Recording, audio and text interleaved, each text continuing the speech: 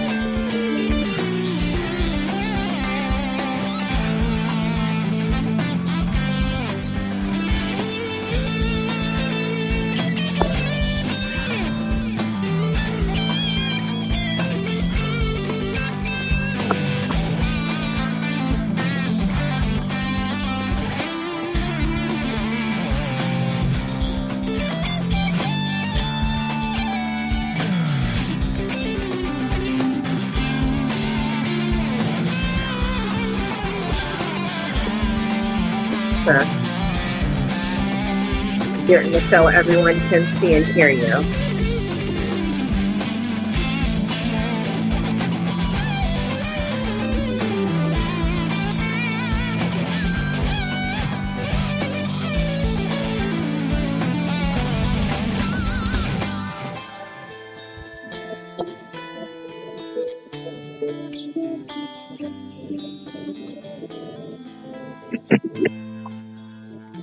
All right. Kenny, you got to share it around, buddy? Yes. Pretty close? Go ahead. Andrew, welcome to the party, pal. Hang tight, man. We're gonna roll intro, then you'll be hot, man. You're coming in, post briefing. So just smile and nod for a while, brother. All right. All right, man. Let the music play. Here we go.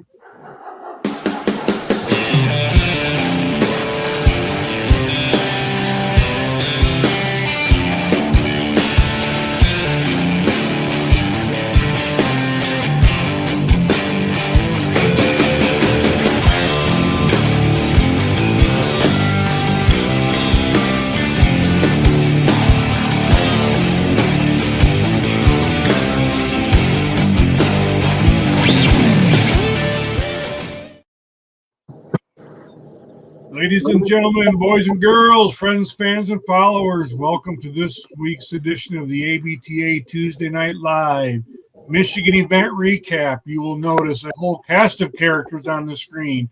That's what happens when you're the host of the event, and you can hold all kinds of people victim to your shenanigans. So, yeah, guys, today we are going to talk about the Michigan event, which I think by most all accounts was a pretty successful event for the ABTA debut.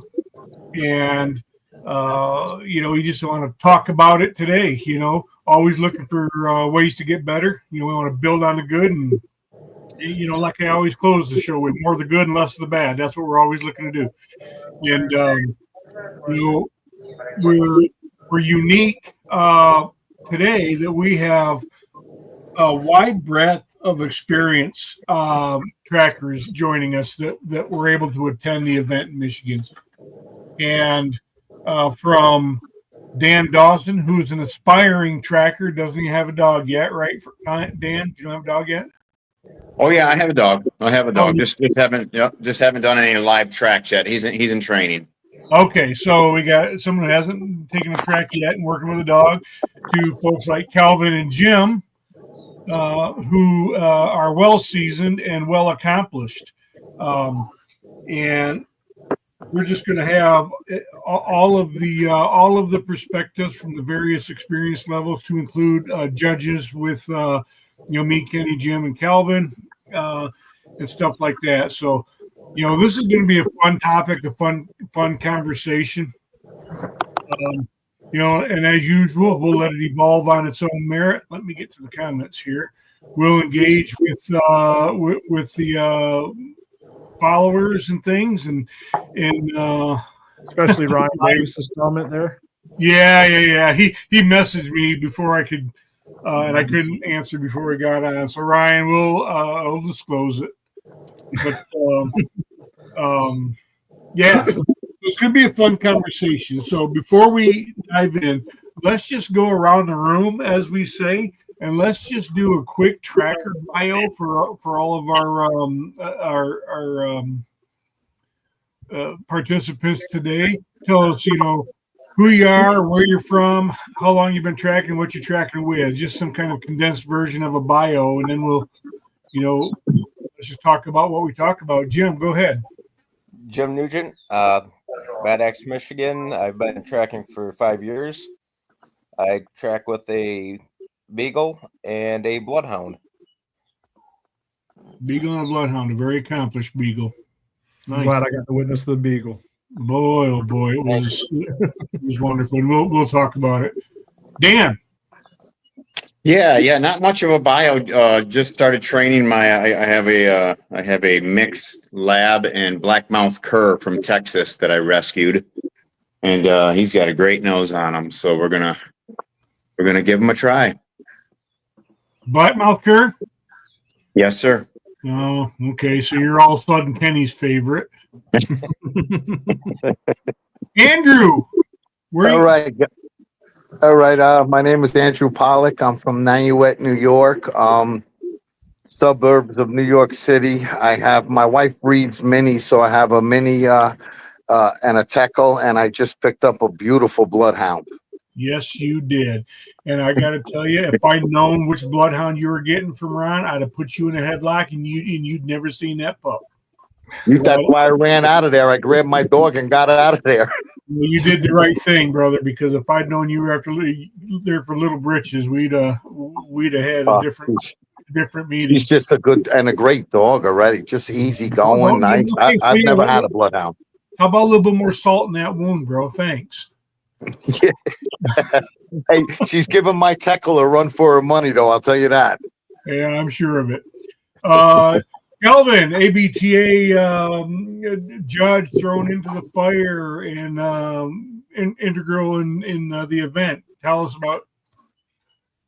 Yeah, Calvin Dennis from Northern Michigan up. For those of that know Northern Michigan up by Frankfurt, but this will be my 5th season tracking coming up, and I've got 2 dogs. I run a Parsons Russell Terrier, which is similar to a Jack Russell, and then I've also got a Catahoula. Catahoula. Yep. Frank.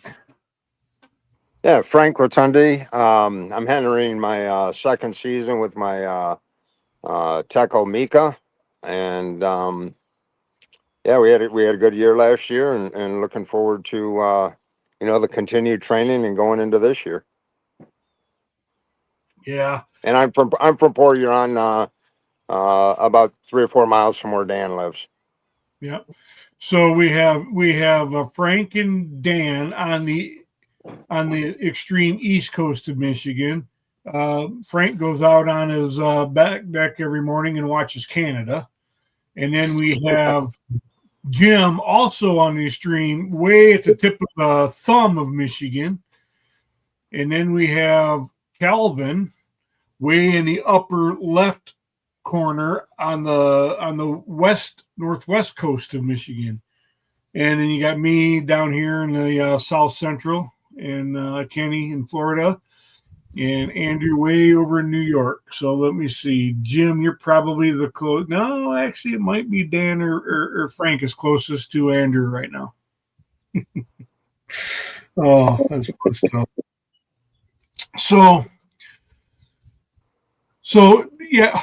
I just want to just kick it around today. Just kick it around. We have we have a perception of what we think it was. You know, we've had a lot of favorable feedback. You know, we recognize a couple of the hiccups which are going to happen, and we've already started as recent as yesterday, and even before that, how we smooth some of those hiccups out going forward. You know, but despite the hiccups, I think it was, you know, the feedback just seems overwhelmingly favorable. And I know I was truly humbled because the event started out, and let me just frame it a little bit. You know, I before Kenny even set the hook on me to become a member, you know, an engaged and active participant of the ABTA, I messaged him and said, "Hey, if you guys wanted to come to Michigan, you know, I might be willing to set, you know, this is through a Facebook chat. Yeah, let me talk to Ralph." You know, he says, and this was a year ago, maybe not quite, I don't know. And well, then all of a sudden, you know, I get asked to join the ABTA team, which I couldn't be happier for. So then I start a little more pressure, you know, appropriate pressure. Hey, what do you know, you guys want to do something in Michigan? Yeah, we can fit something in. And, you know, the idea was we'll keep it a small one-day seminar. You know, just kind of get our feet wet, do the ABTA introduction to Michigan, and you know we'll just do a little something, keep it simple. Okay. Well, that didn't last. As it continued to started to grow, and you know there started to become testing inquiries, and it had no intentions of it being a testing event. It technically wasn't a testing event, but we jammed 6 tests in, 4 of which were finished level tests, which I have a whole new respect for now, having judged 2 and you know, been judged on 1 at that event. You know, and then you know, we started advertising we were going to have an event. Then all of a sudden the people started talking, the Michigan folks, hey, are we going to, and what about this? I would like to, you know, hey, can we talk about that? You know, whatever. And people were reaching out to me. They're reaching out to Kenny. And it started to become evident what, you know, by and large, the Michigan people wanted. And that quickly grew, you know, made the content grow. And wasn't much after that. Kenny called me and says, Matt, he says, look, I don't think we can do this in one day. He says, I'm getting too many calls. What if we do a Garmin talk on Friday night?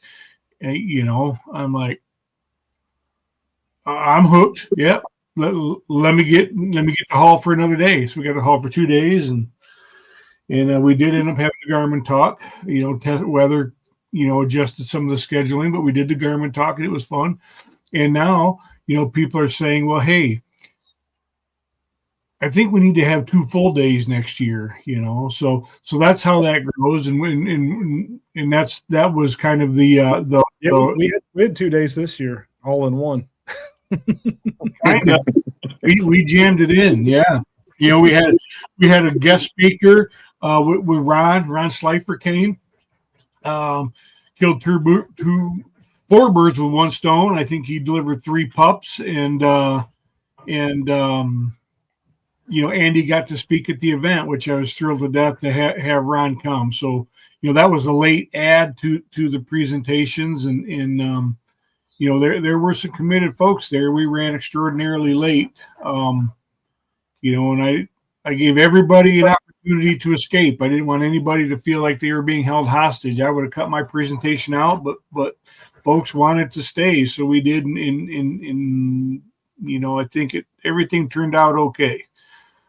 So that's the quick lay of the land. You know, Calvin was there and got thrown into the fire for judging, and Calvin we'll talk about that. But before we start kind of kicking it around, Kenny, what do you want to add?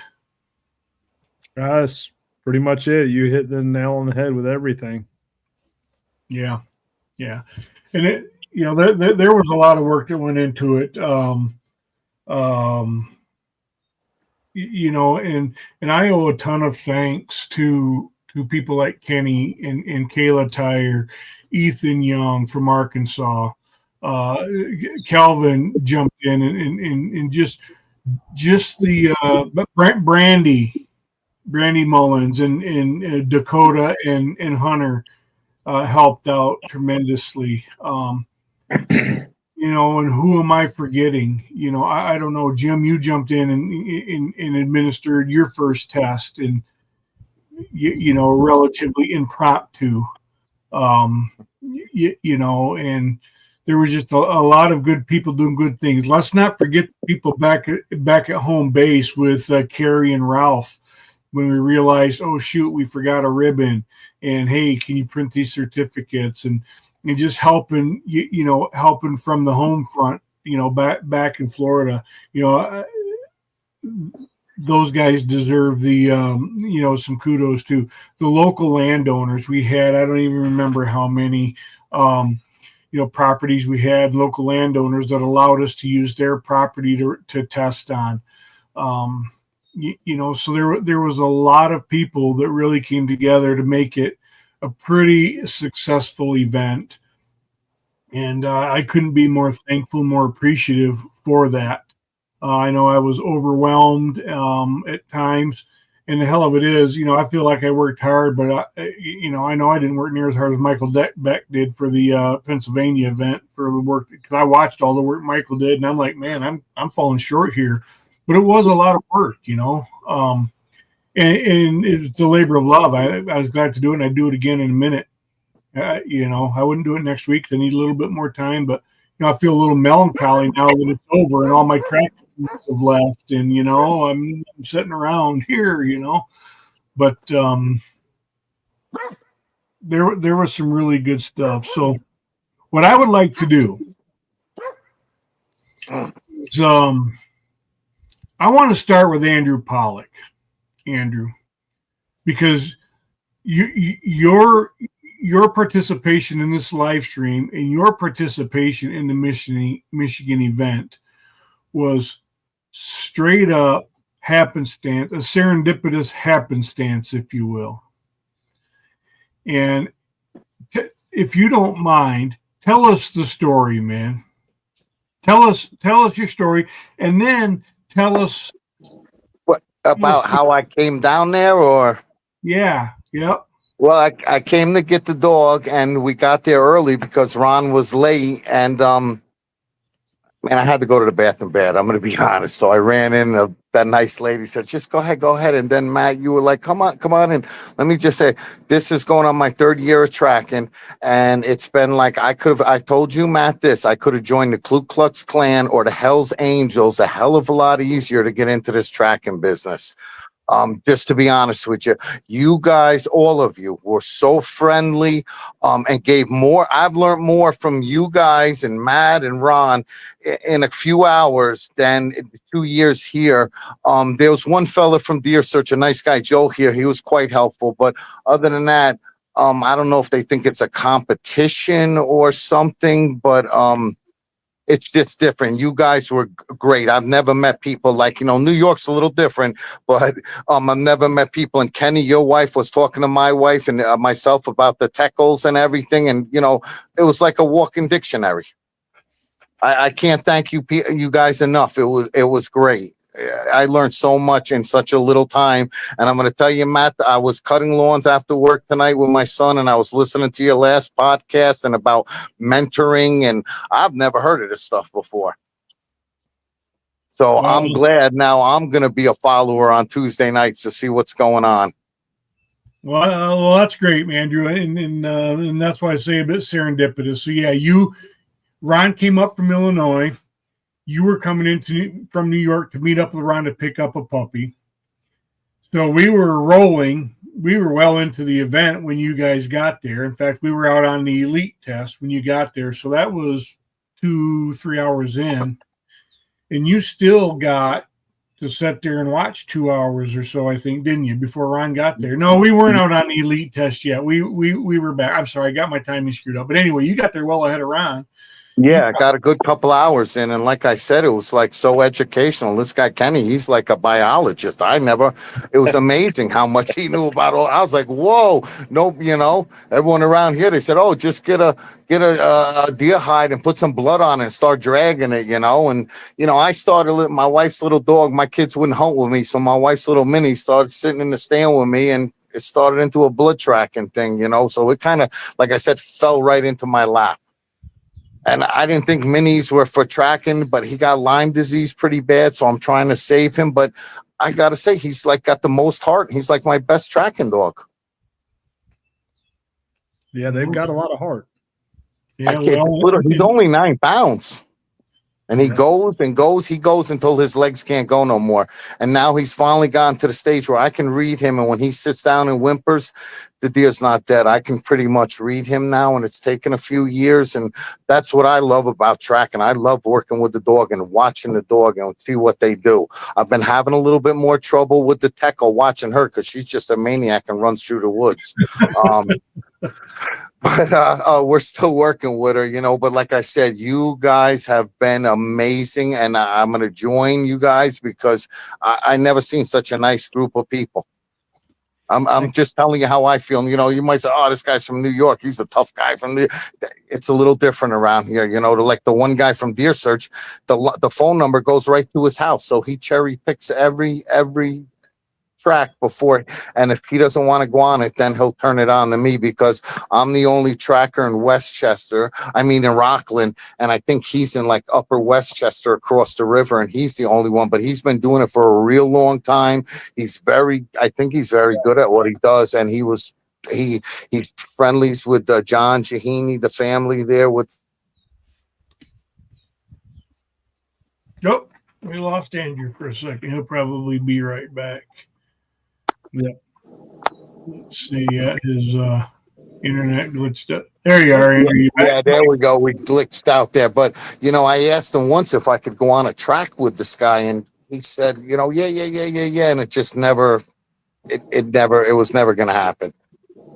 Yeah. So, I'd appreciate any help or, like Matt, you're like a coach over there. So you said keep your number. I got your number dialed in now, Matt. Yeah, well, call me anytime, man. And that's really what it's about. And I'm willing to tell you, anybody listening to this show right now, and anybody that you're looking at on the screen right now, would welcome your call in a heartbeat to do what they can to help you. We're all here. I don't understand, Matt. In New York, it's on donation only, unless you got a guide license. And most of the guys, they don't. Guys upstate, asked me to help track for them when their dogs were down. It's just. Around here, it's just like, I don't know if it's cliquish or they don't want no one else to do it, or I don't know. Like, I called one guy in Jersey to ask him about a Teckle, and basically what this man, I said this to Kenny's wife, and she knew the guy. He said, who the F are you to get one of my dogs? I just said, I'm sorry, sir, for bothering you, blah, blah, blah. Have a good night.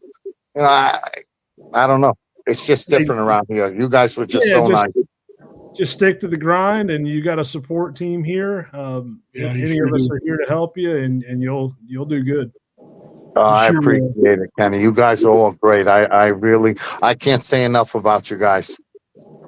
So, and very flattering, Andrew. Thank you so much. But I've got to ask you, in the time that you sat there, what was there something from the content perspective, from the presentation perspective that you saw that really jumped out at you and stuck and it left a big impression, or was it just pretty much?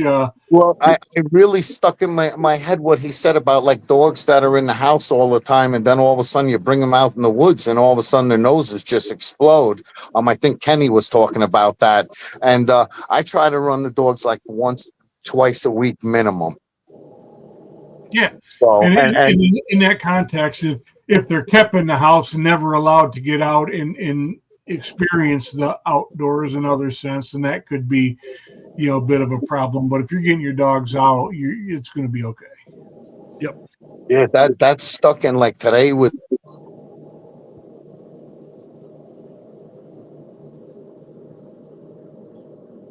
Froze up again. You there? Yeah, we're here, buddy. And like, with the sense when you guys did that bomb thing in the air, that just watching, I never realized how far it really carries. Yeah. So what Andrew's talking about there, they did the same thing in Pennsylvania. We used a little called a confetti cannon, a little handheld confetti cannon to pop, and it really shows what thermals do to things that are light and friable.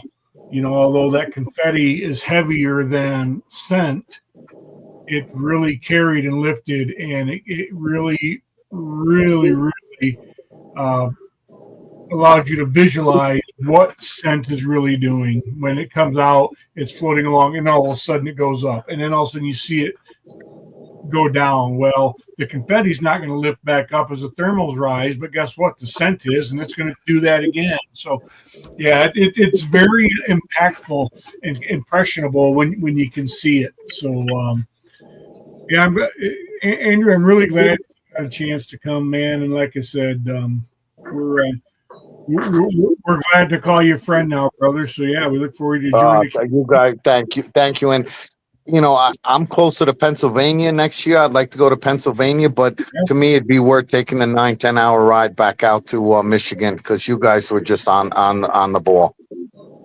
Yeah, you said things took a little longer. Things take a little longer because people are enjoying what you got to say.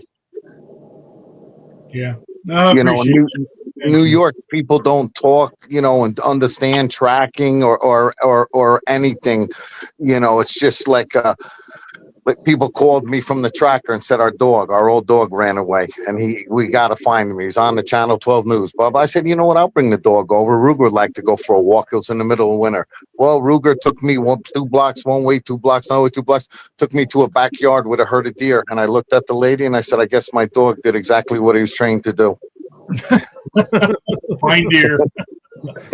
It was pretty simple. I warned them, but we're in suburbia over here. It's not like big mountains of woods. It's houses, and deers come out of the little patches, eat in your front yard at night, and then go back in the woods. Yep. Cool. But again, I just want to thank you all. Thanks so much. It was great. No, we appreciate it, Andrew, and you're more than welcome, brother. Thank you. Oh, thanks. I want to start with the other new guy, or now go to the other new guy, and Dan Dawson. So tell us, you're just getting started. You're there, friends with Frank. You came at the last minute, registered, the day before or whatever, which is perfectly fine, and we were glad to have you, buddy. So share. And you were there. You were one of the poor suckers that were there from sun up to sundown kind of thing. So, how would you describe your experience, and what would you share with folks about your experience? Well, I'll tell you what. I would say it was absolutely. I called it information overload. There's so much education and information that came from that seminar that I'm just like, this is wonderful. And I had to take so many pictures of the screen because there's no way I was going to remember absolutely everything. But the biggest thing that I took out of it was the science to it that Kenny brought to the table, that there was the science of scent, and the fact that, just the fact of, the analogy that really got to me is when you cut your grass, you go in your backyard and you don't really smell a whole lot. And then you cut your grass and it's like it just comes alive and vibrant, and that's exactly what happens to the ground and the vegetation when we're walking all over it, and that's the kind of stuff that I never really thought of before, and, one of the biggest. Ethan's analogy for disturbed earth. I mean, we were truly fortunate, and I mean this in all sincerity. We were truly fortunate to have people like Kenny Mullins and Ethan Young being able to speak and provide demos who do this professionally. We had 2 of them here, and we lucked out there, and so did all the attendees, and that's a pretty damn credible force. So I just had to put that out there. So I didn't mean to interrupt you. No, it's okay. It's okay. I absolutely agree. You definitely could do that one in 2 days because it would fill the entire 2 days, you know, and just going on the test runs and seeing just how tough those tests really are and how they really should be, you know. And when I'm out training my dog, you know, he's not seeing those kind of tests right now, you know, and he's doing well for what I'm giving him. But, you know, the fact of the matter is I do need to get harder on him. I do need to test him more. I need to challenge him more, you know, and there's a lot of things that I've seen at that seminar that I definitely need to start doing, you know, just isolation drills. You know, me and Frank and I went and did one yesterday with our dogs, you know, did an isolation drill, you know. So that's the great thing about having a new friend in tracking right now. And believe it or not, Frank and I have known each other through our church, but didn't really come together until tracking. So we have a mutual friend in common who actually tracked my deer last year. And that's how I got into it. Is I just felt a calling. I mean, I'm a man of faith, and I believe that everything happens for a reason, you know. And when she brought her dog out and found my deer, I'm just like, are you kidding me? I've never seen this before, you know. And Yeah. I knew instantly what I wanted to do with my dog, you know. And he's 15 months old and he's doing great, you know, but he definitely needs a lot of help. I need a lot of help, and it's nice to see the community aspect. And that's what I really took out of that seminar, besides all the science and the education, was the fact that you guys are like community. You're like friends, you know. You're not competitive. You don't try to push people away because you're afraid of them taking your business, you know. And that goes a long ways, you know. So I'm grateful and happy I got to be there. And I definitely plan on getting involved in as much as I possibly can, including some education on the science aspect of it. Yeah, be careful, buddy, because it becomes a compulsive disorder pretty darn quick. So, and you are already bitten, so there's no turning back now. It's like getting bit by a radioactive spider. I mean, you're going to get the powers, and there's nothing you can do about it. And I'm glad I don't have a compulsive disorder. Yeah, you don't have Kenny. No, not at all. Judas Priest. No, but Dan, no, I do appreciate that. And you hit on something that is really common, and it reinforces what Andrew said. Just a community, and that happens everywhere. It doesn't happen everywhere. You know, the tracking world can be difficult sometimes. You know, by and large, it's pretty inclusive, but it can get tough at times. And to me, you know, and Andrew, you missed my opening monologue when I tried to set the stage, and you know, to me that's what it is. We are here to not be better than anybody else, but only to be as good as we can be, and then to help each other be as good as they can be. You know, and if we do that, and if we approach things that way, the tracking community can be an unstoppable force and make have an incredible impact. And I'm talking coast to coast. I don't give a darn what organization, what state club, what state group, what national group you're a part of. If we approach things as in an inclusive, from an inclusive perspective, in to which we are just trying to make ourselves as good as we can be, while trying to help somebody else be as good as they can be, you know, you've really got something there. And I'll get off my pulpit, but you know, that is very, very important to me. That is very, very important to me.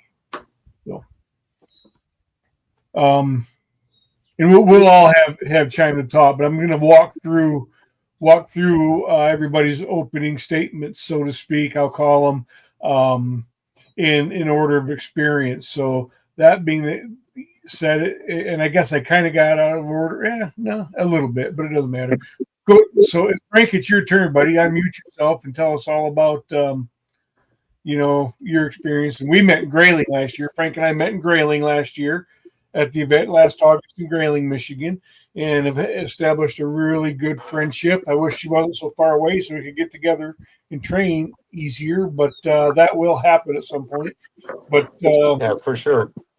tell about your perspective, bud. This was only my second event. But right off the start, we Dan and I pulled in, we got out of the truck and we were immediately greeted by the people that already knew us. And how have you been? How'd the last season go? Like we've known each other forever. And most of us had just met last year in Grayling. And then some other folks that were around, we introduced ourselves to them. They introduced themselves to us. And it's just, I mean, just like Andrew was saying, it's just a community of good people that, not anyone that was there put themselves above, like myself or Dan being new. No matter what the experience level was, we're in the room, we're all on the same level as far as communicating and learning. And, one of the things, definitely kudos to Kenny. I just wanted to say about the, when we were going over scent drift and, how the wind can affect, how the water can affect. And I had a conversation with Calvin yesterday, and I was telling him about this, is that, you can go and somebody can talk to you about, what wind drift does and what the thermocline does, and, the scent on water, or the scent on dry leaves. They can tell you what that does, but the demonstrations that were put on really sunk in, and now you kind of have a visual of what's going on. Now, when we get put into those situations where, we got thermal that's going up in the air. Now, I've got that visual of that confetti cannon going off on what can really happen when I'm on dry leaves, in a stand of oaks or something, and, the leaves are dry and wind's blowing. Okay, well, deer, we may see blood if we're fortunate enough. We may see blood here, but the scent could be 15, 20, 30 yards away. Who knows? And, I think I mentioned before that one of the things that I wanted to do was work on line discipline this year, line discipline and learning to read my dog. Well, now that I've, went through this seminar, now I'm thinking, you know what, line discipline's good, but line discipline doesn't mean you're on top of the line. Line discipline means you're on top of the scent. And, with seeing those types of demonstrations and stuff, that really hit home for me. And then, there's many people that I could give kudos to. All your stuff was great, Matt. I was just standing out when we went out into the field to watch those grid searches and the working out the 90 and whatnot. Calvin, very experienced tracker. We just start talking like we've known each other forever. And it was nice to be able to stand there with an experienced tracker and kind of pick their brain. And they're willing to tell you everything that they know or help you in any way that they can. That's just, it's just great. And like Andrew said, the way that you're treated there is like nobody's better than anybody else. In reality, they are, as far as their tracking experience and and their dogs. But they don't show that. Everybody's willing to help you. I know I asked a couple questions of Kenny and when I asked a couple of those questions, I had 2 or 3 other guys say, "Hey, talk to me in a little bit. I'll tell you my experience with it." So everybody was more than willing to help, and you had great speakers. I think you guys did an awesome job, and I had a great time. And Matt, like I told you, if you guys wanted to go to 4 a.m, I was going, but I'd had to drag Dan along with me, but I was in. So yeah, you guys did an awesome job. I had a great time. No, I appreciate that, buddy. Sure do. Yeah. Calvin, you were thrown into the fire with judging, brother. So let me set this stage. Calvin was going through the applicant. We cut, so the phases for those that are curious. Our parlance for the judging process is an applicant judge, an apprentice judge, and a judge. Okay, so the applicant judge is somebody who's going through the process. And I'm not going to outline the process here, but it's a process. Calvin had been doing that. I was mentoring him through that. He was right on the cusp of being able to, he had one more line to submit, then we were going to be able to send it to the committee and get the approval, have him take the online test, and he's going to go. Well, along come the Michigan event. Calvin comes in as an applicant judge, and he leaves there having judged a finished line. So his ears were pinned back. Just a finish line under the mentorship of Kenny. Let me qualify that. He wasn't just thrown out there all by himself. A finish line requires 2 judges anyway.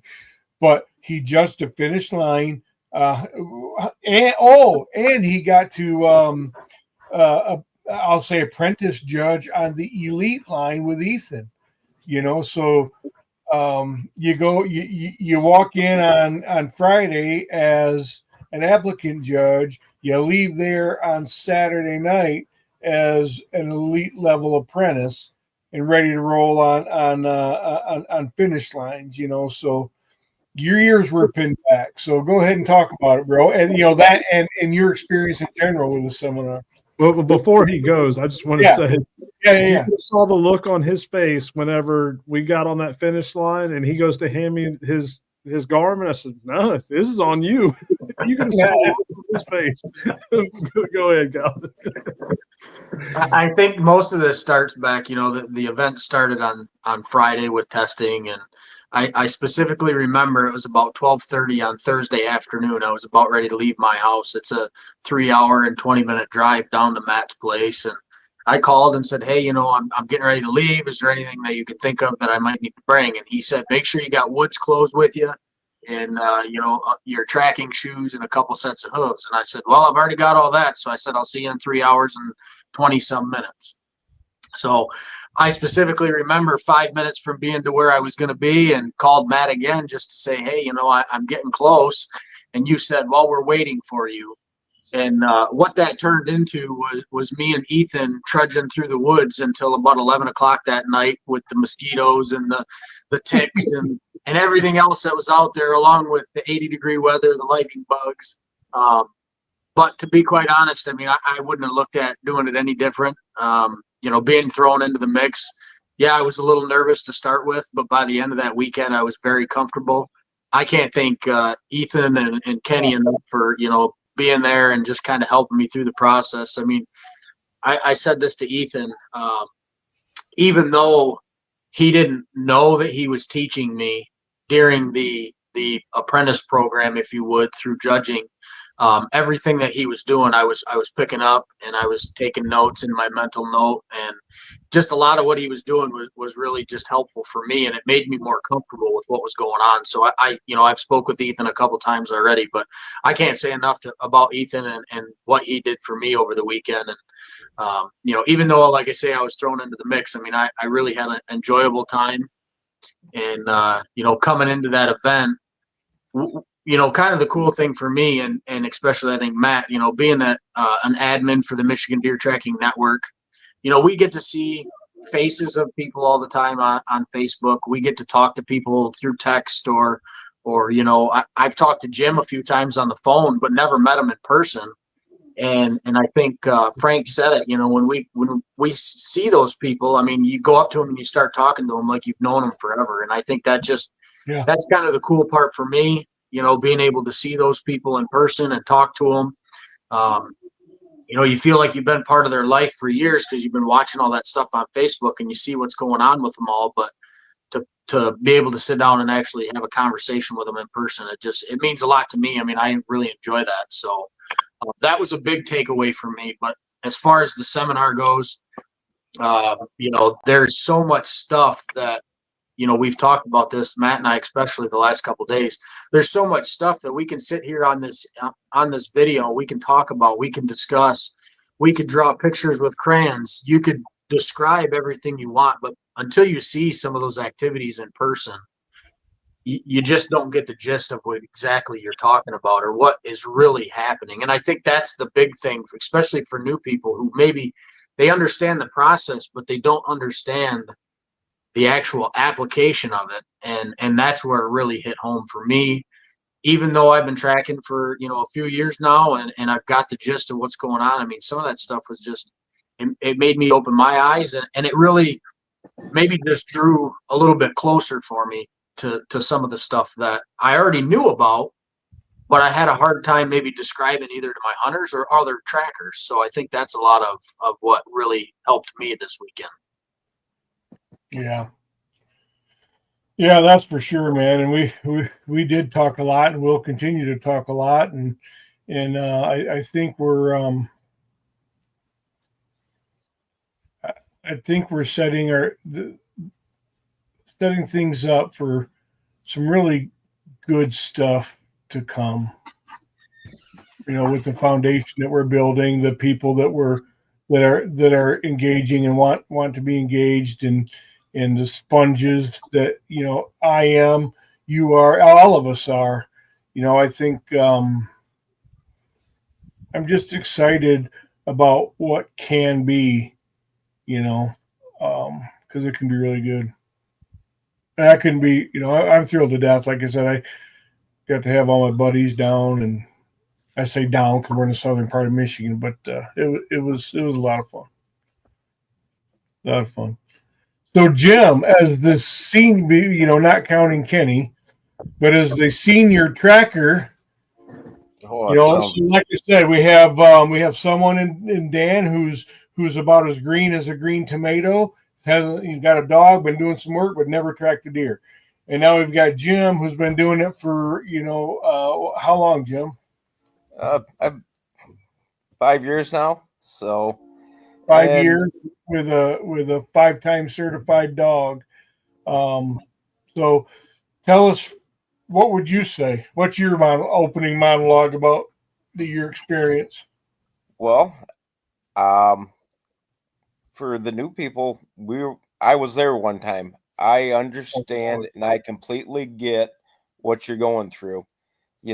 I remember the first Scentworks I went to, and it was weird because everyone was there talking, and I was there with my son, and I come to run it was a UBT event, and I went to run my first test, and I was nervous, and but people took me in and talked to me, and it's community, and don't be afraid to pick up a phone and call someone, because everyone's going to be happy to give you some time when you have a question, because there will be a lot of questions that come up for you through the years.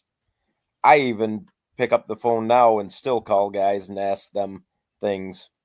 So, and as the event, like Calvin said, this was the first time him and I sat down face to face and talked, and we had a great conversation, like we've known each other for a while, a long time. So, and that's the nice thing about this is, we see each other's stuff all the time, but, and you get in real life and you start talking like just old buddies.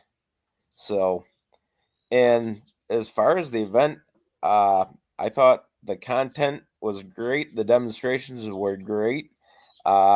It painted a very vivid picture for people coming in for the first time. Even myself, I took away some new things to work on and do from things that Kenny said and Ethan said. Just very invaluable, information, that's so, I mean, it was great, the information that we got and the things that we were able to see. Well, and not only were you receiving information, Jim, you contributed information too. You contributed to the very significantly to the Garmin talk that we did on Friday night. Heck, I learned some things from you on that, and I was the one talking through the Garmin stuff. It was going to be Kenny, but they got weathered on Daryl's finish test, and that got extended. So I stepped up and started, and it turned out good. And with your contributions, it was very good.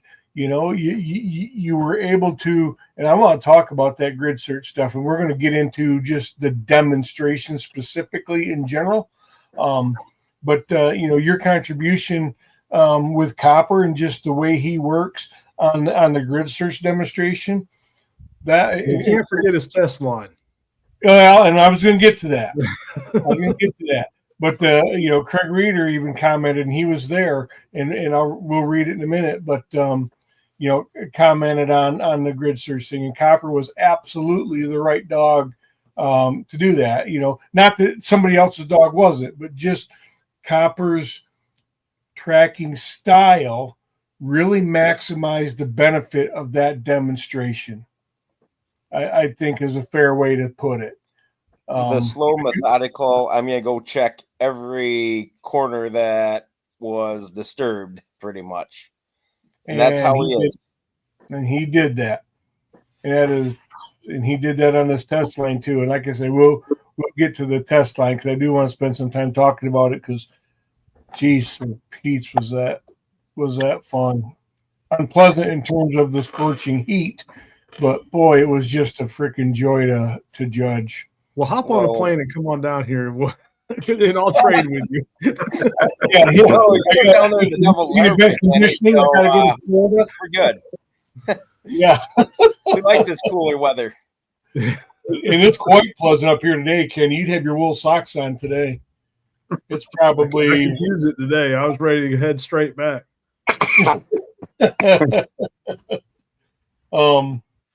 Yeah. So Kenny, what let's throw it to you for a few minutes. You've heard everybody else talk. You have, and what I want to do is dive into particularly the demonstrations, whether it was the tabletop demos that we did and the things outside. I want to hear in detail, from the guys that were there. But before we do that, Kenny, what I'll give you an opportunity to riff a little bit. Yeah, so the last couple of years, I've been kind of sharing the stuff that I've studied on the science of scent and how a dog's nose work, how the scent works, the volatile scents and the non-volatile scents and thermals and all that stuff like we talked about at the event. And it just seemed like over time people left with more questions than anything. And so this past year, I've really been trying to figure out how I can pair what I'm sharing with some visual aids so that people could really grasp it. Because it's really hard, like, talking about, the updraft, like with the confetti cannon. I mean, that I didn't even realize when I first tried it that it was going to work as well as it did, because, it's seeing see that confetti go out, some of it falling, some of it rising, some of it, drifting left, some of it drifting right. And then the stuff that falls starts rising back again. I mean, I didn't expect it to work that good. But it really put into perspective. And if the confetti that's that big and that heavy moves that much, what happens when you have a light piece of dander or odor particle? Yeah. And stuff like that. And then, the trying to give a demonstration where people could take it and share with hunters so that they could relate or understand. That's huge. One thing I do, like just keep a thing of baby powder in your truck. And when they start talking about the rain washed all the sin away, just take it out, and you're going to have a bottle of water with you, and show them, hey, let me put this on the ground. Let me pour water all over it. Where'd it go? It didn't just wash away. It's there. Right. And just stuff like that, and that was my goal this year, was to come up with different ways that I could demonstrate it where people could fully grasp it and put all together. Yeah, I agree. And I think we did a remarkable job. You did a remarkable job of that. And Ethan too, with the work that he did, but those scent demos, because you're right. What we're trying to do is take a theory and make it tangible, scent theory, and then turn it into something that people can actually see and understand. It's, theory is hard to understand. And, I really think we did a pretty darn good job of that. At least the feedback suggests so. And what I saw, I would say we damn sure did. It's just like on Jim's test line, when you laid that line down in that bottom, yeah, and his dog at the end was working on the top, I could tell people all day long, and especially if you have an apprentice judge with you, you can explain, to see that he's working, basically 30 yards off the line, but working it perfectly parallel. And I could try to explain that, but when you can see how the thermals work, yep, you can really understand it. And we explained it that day, and then when the dog was working perfect, and I know I'm getting into his test a little bit, but trying to explain, it's fine. Parallel that line, and then as that terrain started going down, and you had the wind coming this way, and thermals come this way, but the wind was overpowering it, and everything just sucked down into that bottom, and if we would have been worried about line discipline and not allowed him to work that 30 yards parallel, he would have been down in that bottom and would have never got out of it. Yeah, probably not. Yeah. And to throw another whole freaking set dynamic in that. So to just set the stage on that a little bit, that the low area you're talking about was like a 6 foot deep bowl with a pretty steep cliff. Now I could walk up it with scent shoes, so it wasn't that steep, but it was steep. And most of it was you couldn't have. That's true. But it was a low swamp area, and it was like a carved out bowl. And it was right towards the end of the line. So we were probably 50 yards or so from the end of the line, maybe a little bit more. So we had the leg hanging at the end of the line. Jim didn't know this. We had in the wind coming from some version of from the leg. So we had this giant scent pool with all of these downfalls and just entangled things where the scent was piling up. We had the thermals of the actual line going through the low spot. I climbed up that ridge, and so we had Jim was contending and Copper was contending with the scent pool, the thermals sucking them down, the wind pushing them in, and the scent was just jammed up everywhere in there. And you're right, Copper worked so perfectly, so it was just the weirdest thing. The wind was coming this way, thermal was pulling it up this way, and it must have been this perfect little convergence of scent, because Copper walked right down to the very tip of that ridge, just as pretty as you please, where all of that came together. I think Kenny and I looked at each other, we go, holy crap. Jim didn't know that, but it was just the coolest damn thing. That was a cool line. Yeah, and then being able to go back the next day and put all that together in the classroom with the visual aids Yeah. And Jim can look, reflect back on his test line the day before. I'm like, oh, this is where all this came together. And I kept referencing back to that because Copper and Matt, we didn't even talk about this, but when we were on top of that ridge, I watched Copper go about, it may have been 4 or 5 yards to the left away from the original trail. Yeah. And immediately snapped back. And it was like you said, you could see that definitive wall where that wind was coming this way. Those thermals were coming up, and he just hit that brick wall of scent. He absolutely did. Yeah, it was, and then he just kept kind of getting, Copper himself was being sucked a little bit at times towards that bowl. So there was just some really weird stuff. It was being sucked down, but it was at the same time it was coming up. There could have been some eddying. It was just the coolest damn thing. Jim's like, yeah, you scoundrels, that was horrible. And Kenny and I go back here, this is the coolest crap ever. Look at this. Yeah, and I'm not trying to get into his test line a lot, but just talking about the scent. But I do want to say I didn't know where that line was laid. No, you didn't. I wasn't there when it was laid. No, but I could read a dog, and I knew what was going on with the thermals due to the temperature, and I seen the moisture in that bottom and the wind direction, and I, in fact, I even turned to you. I asked. I said, "Where's that line at?" Because I knew we just had a strong feeling we weren't on that line when I was putting all that together. Right. And because I've studied so much, I tend to overanalyze things. I say overanalyze, but I mean I nailed it. Look at things very, very analytically. Yes. Yes, and it's just when you're able to put all that together, and I think a lot of you that's seen this today, you're going to look at your training differently. And Ethan's verbiage and terminology nails it. Line discipline and task discipline. What you need to worry about is the task discipline. Yeah, year one. Yeah, yep.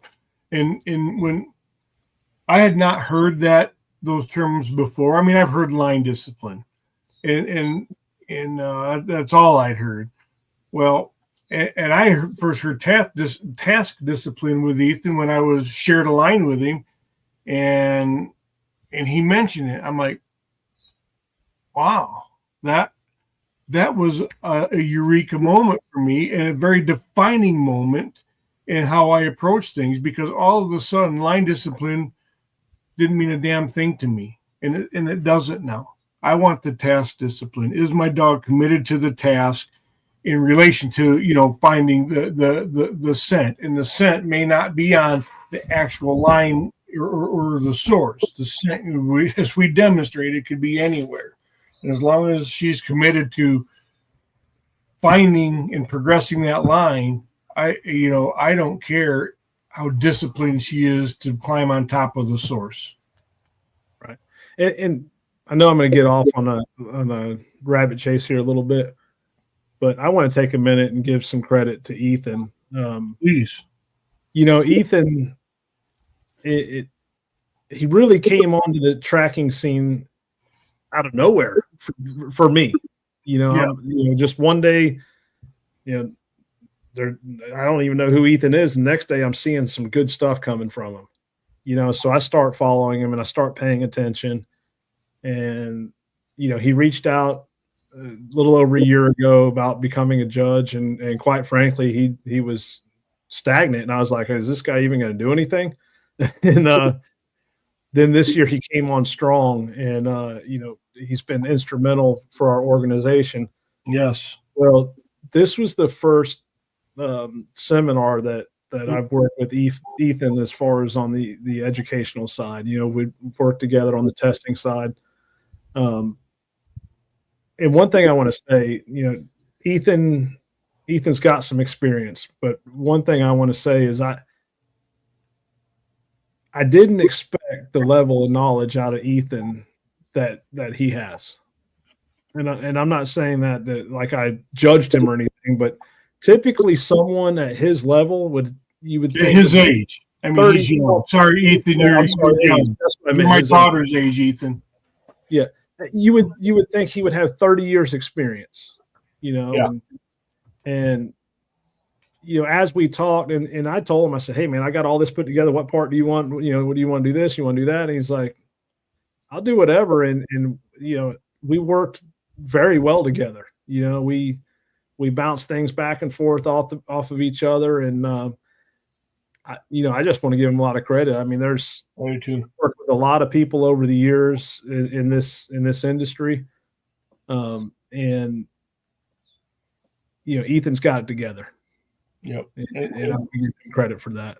Yeah, and we're fortunate to have him as part of the organization because he's instrumental in propelling us forward. I couldn't agree with that more. Yep. So let's talk a little bit about the demos and drills, I'll call them. The demonstrations. Whether it's a tabletop demonstrations on, encapsulated scent and how scent interacts with water, or it was outside demonstrations with the confetti cannon or the baby powder. We used baby powder in a couple of instances. We did the grid search demo, and I want to talk about that one very specifically at some point. But right now, just in general, we did the directed search. We did the 90-degree turn in reading the dog. We did the what else did we do? What am I missing? There was another one in there. Maybe not. But from a drills and demos perspective, and I'm just going to put it out there. I'm not going to call on anybody. Just chime in. What was your favorite? What was the biggest one for you that was a light bulb, or what was your biggest takeaway from demos and drills? And you don't have to talk about just one. Go ahead, Kenny. With this many people on it, it'd probably be good to go, call on each of them. All right. Well, let's do it. And Andrew, I wish you could have seen some of them, but just listen along, brother.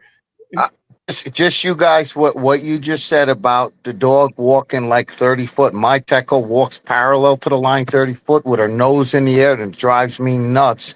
And I just follow her, but I guess you're right. As long as she gets the home run, it's all that matters. That's right. And what you said today about less blood, I think I'm using way too much blood, and it's just up and she's just smelling it everywhere. Just get rid of that blood. Yeah, exactly. Put it away. Okay. You don't need the blood. But you just taught me a lot. Yeah, and we can talk more about that offline if you want, Andrew. Okay. You can talk with Kenny. You can call any of us. But I'd be glad to talk to you about it. But Frank, man, let's demos and drills. Your favorite and why? One of the biggest ones that excuse me, was a real eye opener to me is the demonstration on the grid search, where and I'm sure quite a few people had it in their mind. When somebody talks about grid search, we're thinking, they've taken all the scent off the line. It's all over their boots. We've spread it over by whatever area that the grid search is taking place in, whether it be 20 yards by 20 yards, or if it's 100 yards by 100 yards.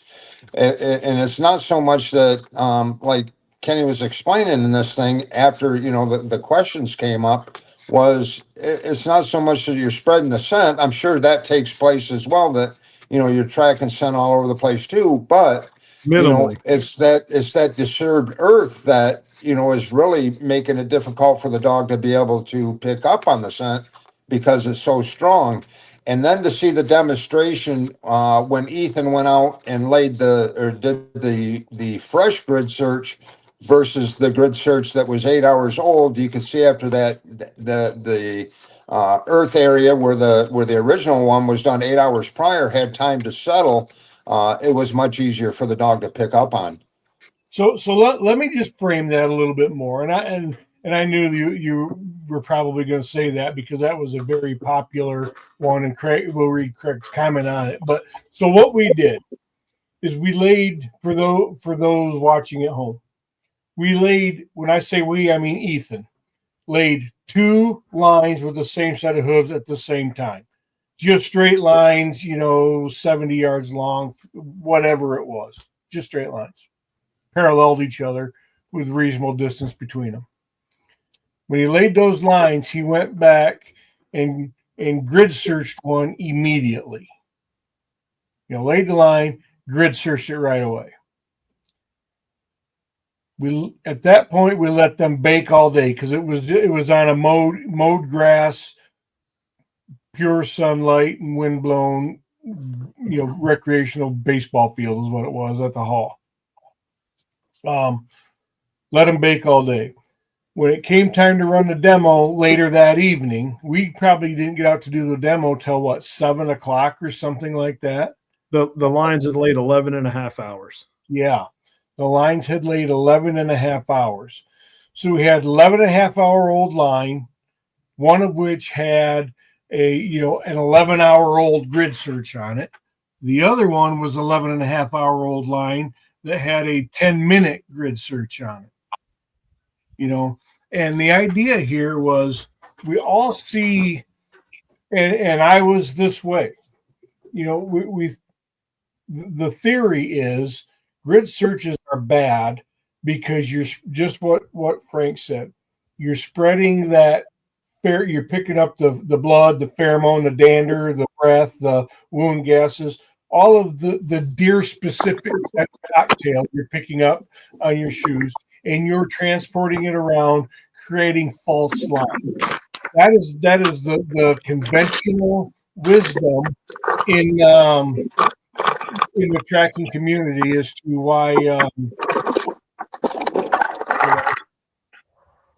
why you don't grid search. Well, if that were so we did that, okay. So then we put Jim volunteered Copper. We let Copper run. We didn't tell anybody which was which, and we let Copper run both, and we let the crowd try to determine which was which. And one line, and Ethan has just got some fantastic video of this. One line. We can share it after this if you want. Oh, okay, yeah. One line, Copper took a couple of minutes, to work through all of the grid search, and then boom, next he lines out and he gets over to the wood line to the end of the line. Then we go over to the other line. Copper sniffs around, takes inventory for about 30 seconds, and marches straight down the line. And it took him less than a third of the time to work the second line than it did the first line. So the second line was 6 times faster. He was able to work through the grid search almost 6 times faster by letting it lay that hour and a half or 11 and a half hours. So what does that prove? The second line was 6 times faster. Yeah, Ethan just said that. Yep, 6 times faster. So what could we conclude from that grid search demo? Well, even more than it being 6 times faster, it was a dead straight line, the exact same way that it was walked. If all of that scent was dispersed, it would not have been the perfect straight line that was walked. Perfect line disappointed. Yeah, and that's exactly where I was going. So that to me was conclusively determined that. Now listen. Sure, maybe some deer specific scent was transported, but it wasn't enough to create a false line. So to me, it is incredibly conclusive that the effects of grid searching is not transferring deer specific scent. It is just as much as we think. As much as we think, yeah, that's right. It is the disturbed earth and human scent that is left that causes the strife for the dog, and that dissipates much faster than deer-specific scent, particularly pheromones. So grid searches are not a scary thing anymore. Just wait.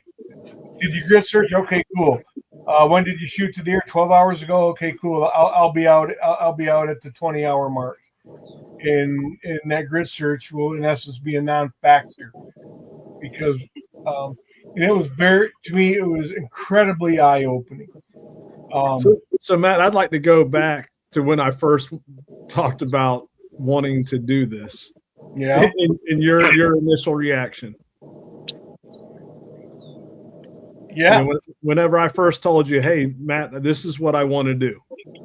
So this is how this particular drill all came about. It was I was mildly skeptical, but it got my wheels turning on other streams and stuff that Ethan were on, and just other conversations in general.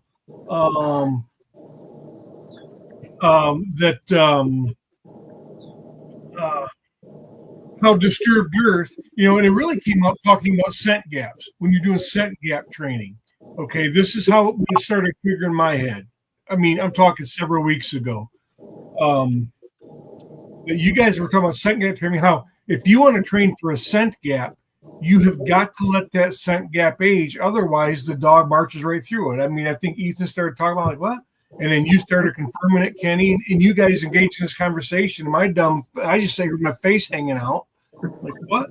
So that started getting me thinking about it. And then, that eventually turned into conversations about how, kind of the same thing about grid searching. And it was relatively just incidental conversation.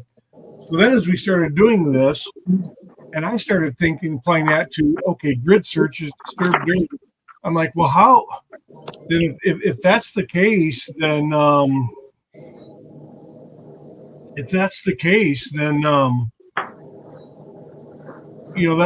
that should be able to be demoed. I mean, grid searches aren't a problem.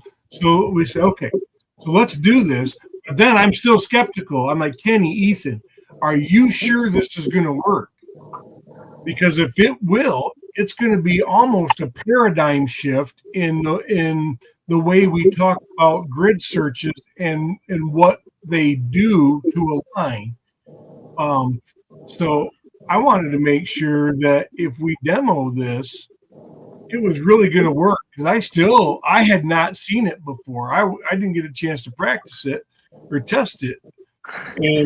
And Kenny and Ethan go, yeah, it's going to work. It's going to work. I'm like, oh my God. Okay. I'm going to trust you guys. I hope it works. But I was nervous that we were. I had actually done it quite a bit for a while. Okay. It's just something that I was keeping in my hip pocket and not really sharing, but it's stuff we've incorporated in our training for a couple of years now. Well, and that's why I trusted both of you guys, because you guys have used this before. But to me, that is it's so contrary to the conventional wisdom of why grid searches are bad. So we all talk about the pheromones, the blood, and all that being tracked around. We definitively proved that is not happening to the extent that it is detrimental to the line. So I want to touch on a comment right there. Tom's? Yes. So he reached out to me with that text, and I'm going, and I responded, but I'm gonna go ahead and say it here. I've done it with blood.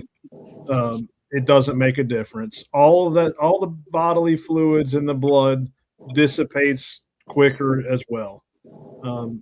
And you're more than welcome to test it yourself, but I can tell you I've tested it many, many times. It won't make a difference. Well, and to that point too, the blood, they're not tracking the blood. There's no pheromone in the blood. If the pheromones is really kind of the key ingredient of the deer scent is being tracked, that blood should not distract them from that much at all.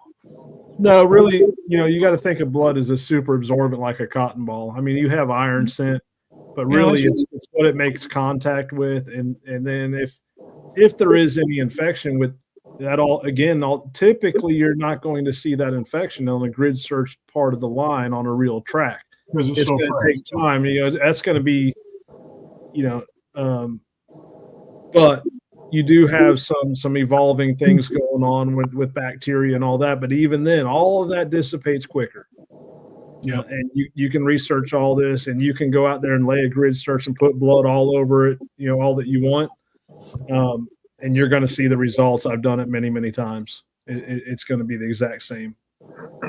Yeah. Okay, Shane, I agree. So let me back down. I would caution using the word "prove," but it's certainly an interesting theory worth more testing. So yeah, you're right. Well, I can tell you, I've done it 100 times, 100+ times, and the results are the same every time. If you don't want to believe it, get out there and do it. I encourage you. I'm going to do the test with blood because Tom reached out to me too, and I'm like, you know what? You're okay. Fair enough, but I don't anticipate there to be any substantive difference. But I do want. There's none, and I'll tell you, I literally poured a half a bucket of blood on the ground and walked through it and walked all over. And I'm telling you, I encourage you guys. It'll motivate you to get out there and try it. So please do. Please prove me wrong, because I want you to get out there and be motivated to try it. Yeah, I agree. I'm going to, just because I got to scratch that itch now, and I want to see that demo again. And we will. It's awesome.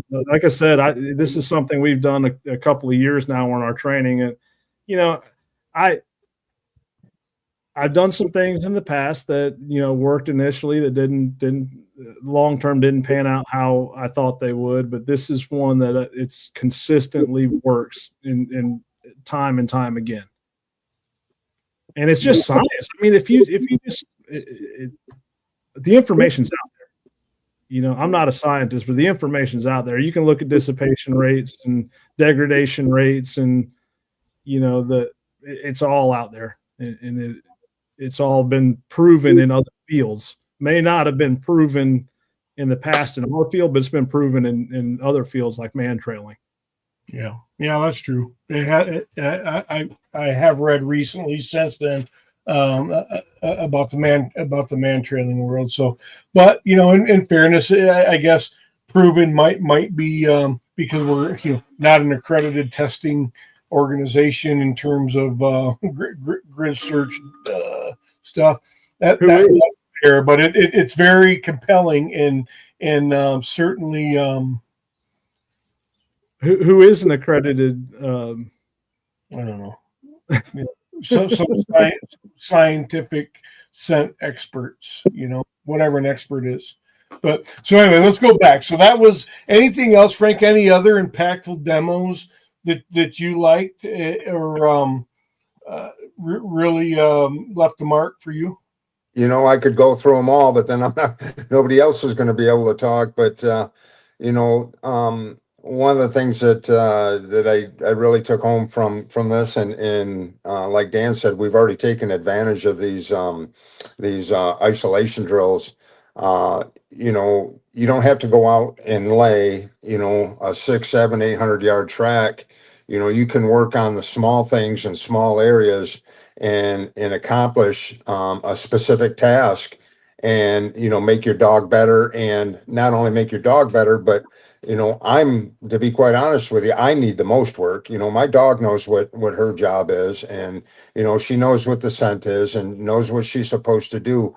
It's my job to be able to read her and know when she's doing her job and when she isn't doing her job, knowing when she's crittering and when she's on the line. Okay. So those little isolation drills, especially when you lay them yourself, you know where the turns are, or where the scent gap is, or you're going to know where you went across that dirt road, and you can see the difference or try and pick out the differences in your dog when they're on that line and when they're not on that line. And you're not in the woods having to worry about tripping over logs or whatnot. You can really take the time to work on it. And then I also want to thank you guys for helping me with my Garmin. To be able to learn how to do that overlay when I lay the line, and then be able to watch her on the line afterwards and be able to look at it and actually see what she did. When you're in the moment, I could say, somebody could ask me, how'd she do on that first 90? Well, she struggled a little bit. She made a few turns and then she found her way back to it.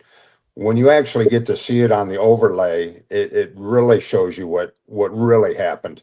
And so that's going to be a tremendous help for me to be able to get better at reading her as well and seeing what she's actually doing. So Frank, my heart hurts a little bit. After my presentation, you still refer to her problem solving at 90 as struggling. No. Well, I mean, yeah, if someone was to ask me, but Matt did ask me, after I shared that line with him, Matt said, "Is this a good ugly or a bad ugly?" And I said, it's definitely a good ugly, right? It looked ugly, but she worked it out on her own, and she got right back on that line. So she didn't struggle a bit, brother. She problem solved, and that's exactly. I misspoke. I'm sorry. Thank you. I'm kidding. Kelvin, vet like you, man. What anything particularly impactful for you? I think one of the things or noteworthy or whatever was probably for me. I mean, I don't know if I'd call myself a veteran by any means, but there's something to be learned every time you go out and lay a practice track. And probably one of the coolest things for me was when we did that controlled search. For those that maybe didn't see it or don't know what that is, Ethan had put up markers on either side of this little opening, 30 yards apart, and he had laid a line in there about 6 hours prior. Nobody knew where the line was but Ethan. Kenny and I were standing there. Even Kenny and I had no idea where it was at. And one of the cool things for me was, being able to stand there, and I had this conversation with Ethan, watching somebody else's dog. Every dog has a read of some sort, and they're all going to be very similar in ways. But it was very cool for me to stand there and watch those dogs work that line and really try to pick out exactly where they went into the woods at. And, to watch some of those newer trackers stand there and kind of watch it themselves and just see. And for me, being able to follow behind my dog, knowing when she's crittering, Kenny and I were kind of laughing because we seen every dog go to the critter spot. And some of those people were it was a wrong read. But for me being able to see that, being that I've read enough dogs now and kind of followed behind, that was a cool experience for me, and I really enjoyed that part of it. So, and having a couple guys standing next to me and just, they were asking some questions on like, well, okay, so what did you see from that? And I think that helped with them too, because, Ethan was off doing his own thing. And so for those guys standing next to me to be able to say, hey, like, what did you see there? How did you read that dog? Or what was it that gave it away that that's where the line was? And I really enjoyed that aspect of it. So, yeah, Calvin, I want to touch on one thing, and I know you saw it as well as I did. Courtney DeMello's dog, the big black lab. Kit, yep. Her dog went down the proper line. Now she marked wrong. She tried to guess. She had that spot picked before she even went out there. Oh yeah. But I went out there and I put a ribbon where her dog hit on it at first, and you and I both seen that dog lock in, and it went on straight line, but it was a solid probably 10, 12 yards from the actual line when it locked in. Mm-hmm. And then, I don't know if anyone else, really saw this, but all the other dogs, they hit it, but they were right on it. And her dog, I mean, you could tell that you could see it, the head snap, and you could see it really lock in from about 12 yards away, and then got up there and bam, locked in, turned left and nailed it. But, those are the things that I pick up on, is seeing that dog just locked in on it from that far away, and it nailed it. Yeah. I mean, it was a cool experience just to watch all the different breeds. I think that was kind of the neat thing for me, is to see all the different breeds and how they picked that scent out. That lab picked it up from a distance, but traditionally those labs are going to be an air center, and that was the distance that it picked it up from. Some of those other dogs had their nose locked right down tight to the ground, and that's why they grabbed it where they did. And so, it was just a neat experience for me to see that. I mean, you don't traditionally get to go out in the woods with 5 or 6 other dogs at one time to be able to watch them work a line like that, and that controlled search. The other cool part is being able to watch everybody's approach on how they would go about that controlled search. And no fault to any of those people that did it this way, but they kind of went out there into the center of the 30-yard area, and then they just kind of said, like, okay, find it, and they just let their dog start running around. And I don't mean that as in like the dog didn't know what it was doing, but they just kind of let it go off on its own and make them search for it. But I was in my own head kind of discussing, like, okay, how would I go about this? And I may have mentioned it to Frank. I would typically come in from one end and work to the other end, and that way the dog has the best ability to kind of grab that line, and I can see when that changes. And then Ethan did that with the dog at the end. So it was kind of neat to watch how people would go about that whole scenario, how they would work and problem solve that. And, that's kind of the cool thing with that is you get to see everybody's approach to it. It wasn't just, here's the generalization of what we should do and how we're going to do it, and everybody does the same thing. Yeah. And that right there, we see it. And this kind of goes back to the grid search thing, and I won't use the word prove, but it had, I am.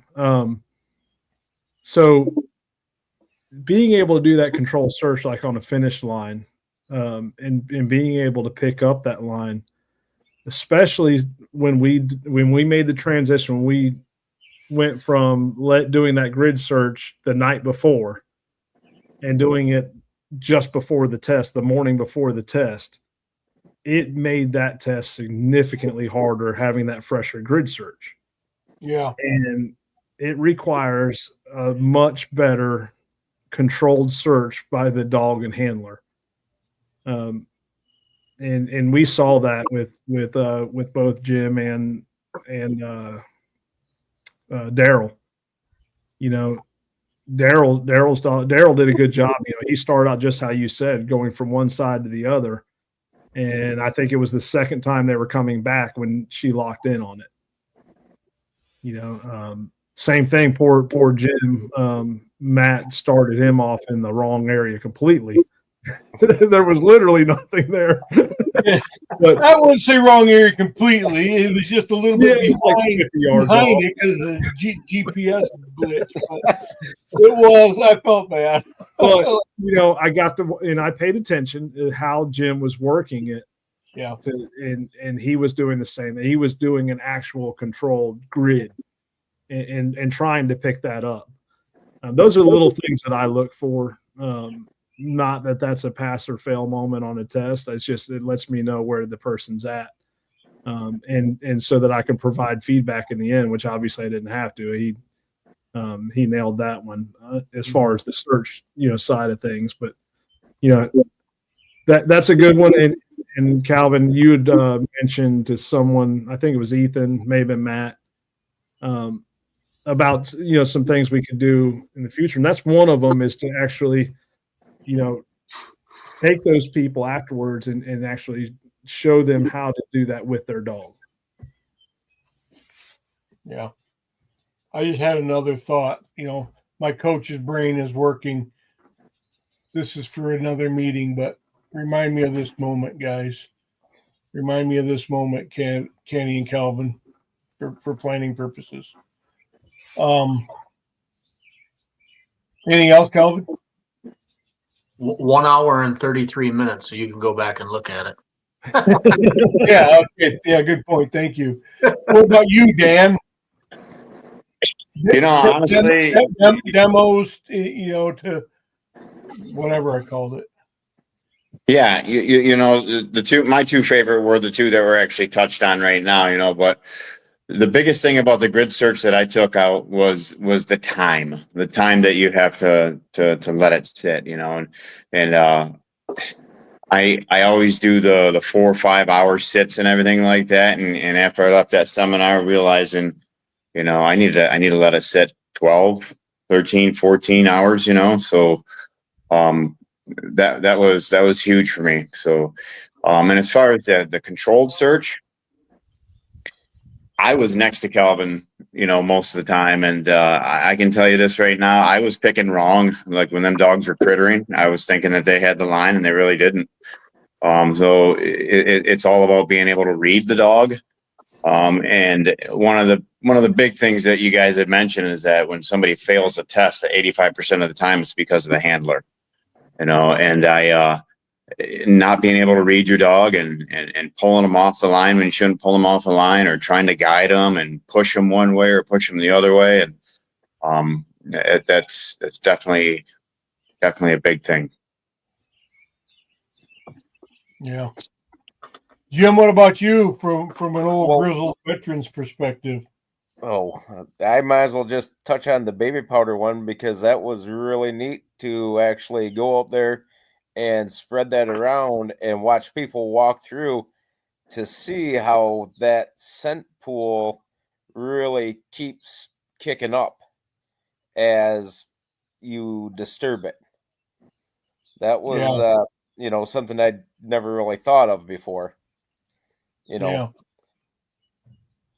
The grid search one, that was a great eye opener for me, because I never, I've always just went at it and let the dog work through it. And well, it's a heck of a lot easier just to schedule this 6-7 hours later and come to it and not fatigue Be the a factor all dog. in that sense.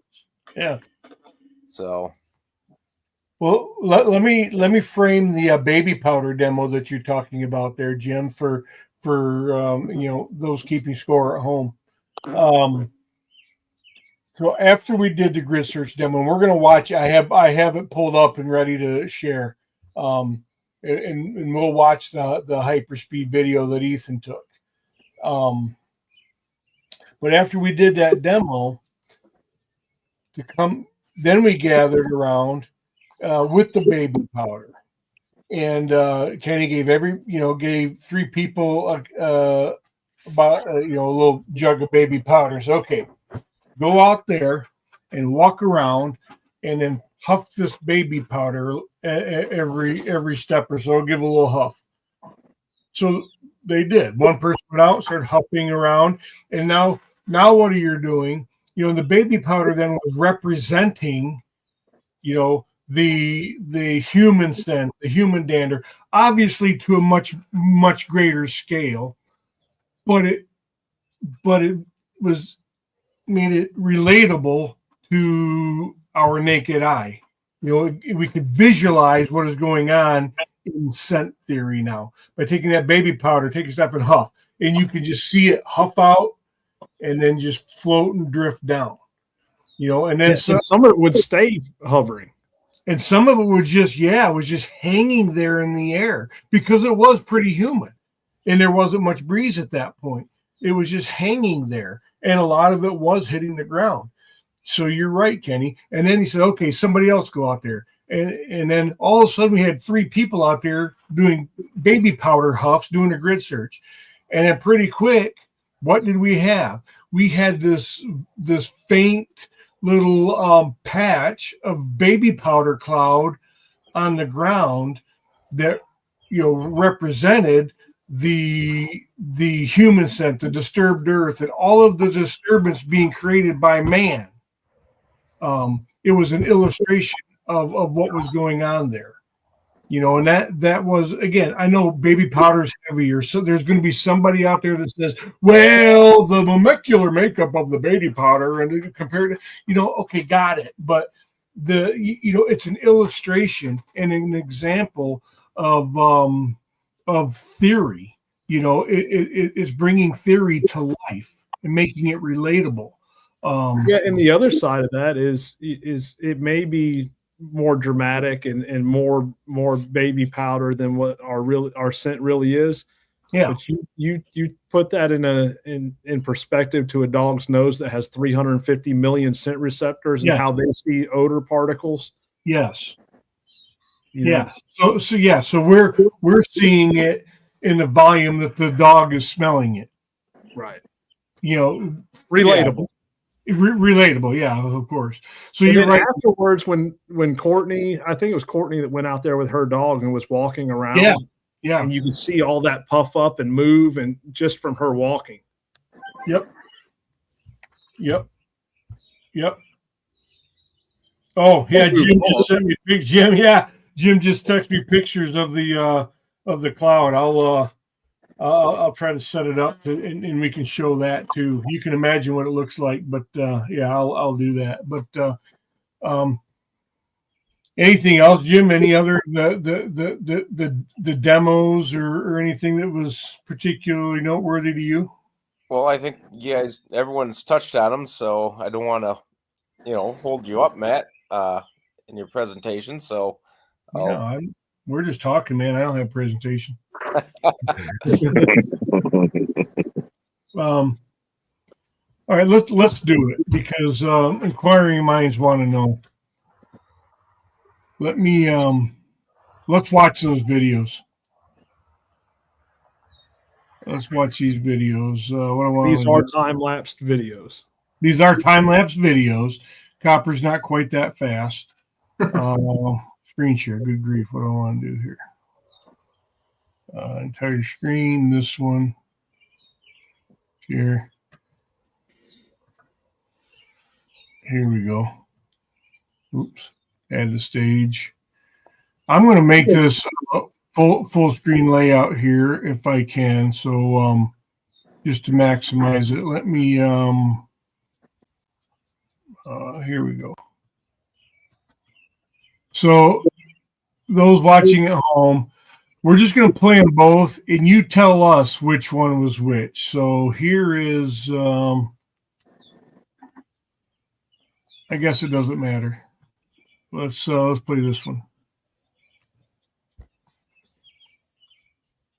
There's Jim and Copperman.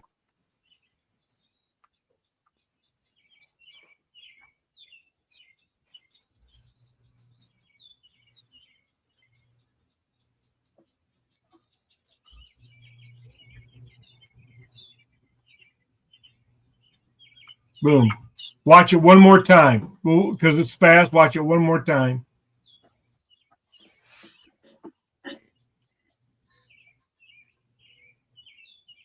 Search. Slowly progressing in one direction. Oh, coming back now. Search. Got it. Lines out. Jim chases him down. Jim, you're pretty fast. Here's the other one. Oh, my goodness.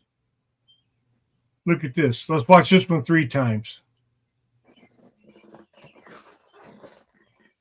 Look at this. Bam.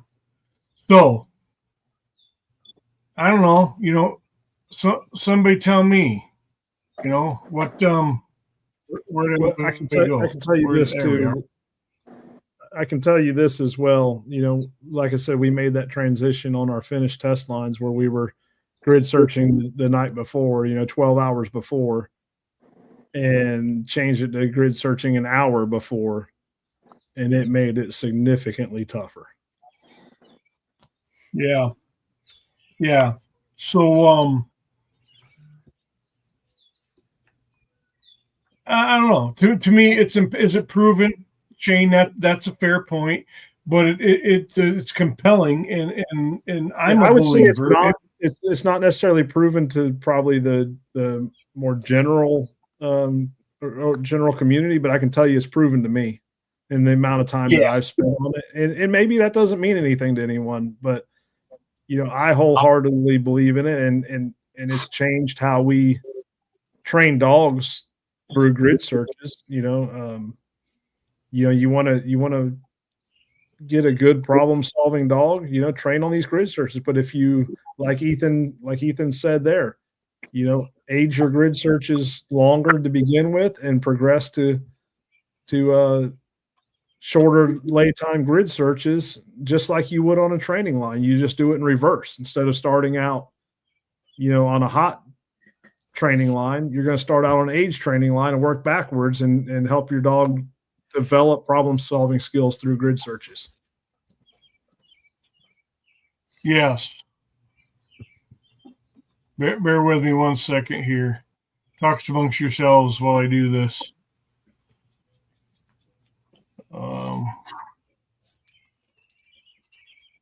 We're all going to give you an awkward silence and watch. I know.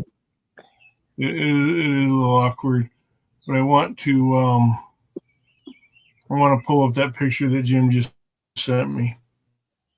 There we go.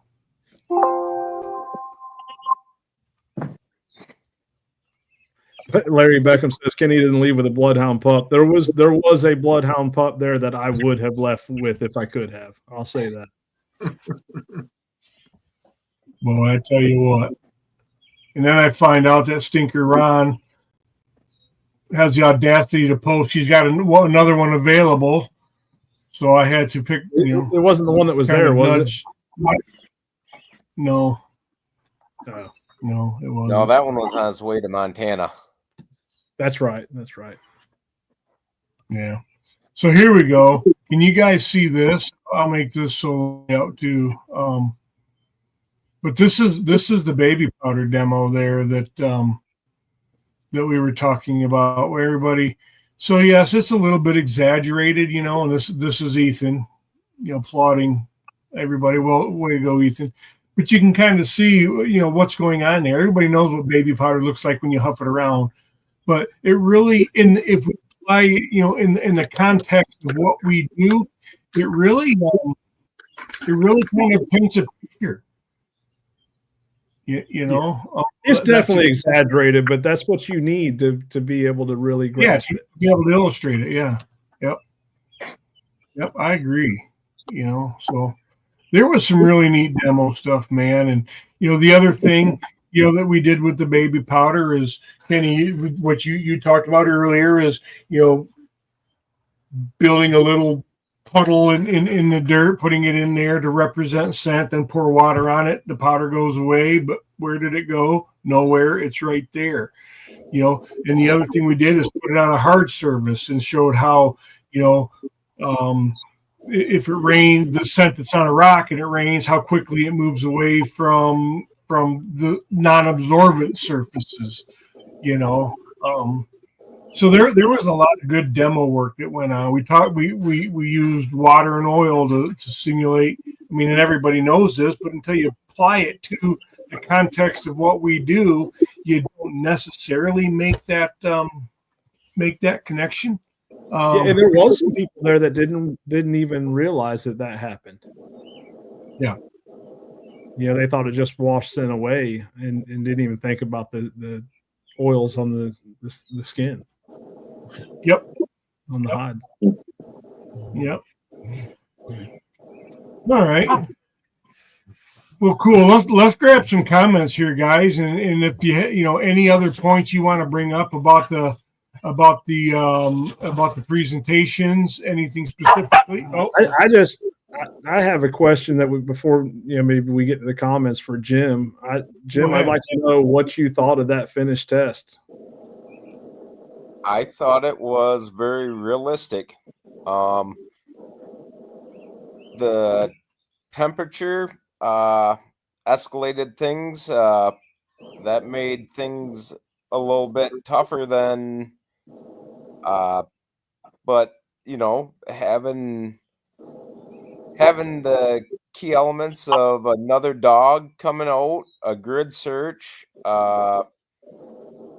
the directional challenge of the scent gap, that was one that I've never really thought about until I decided I wanted to do a finished test. And then it's like I had a lot of thoughts on how to approach that scent gap and work my way out of it.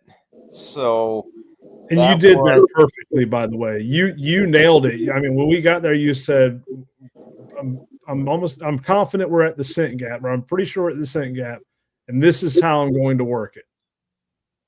So thank you. That's the only way I could really make sense of approaching it, and I know you guys are laughing at me going through the swamp, but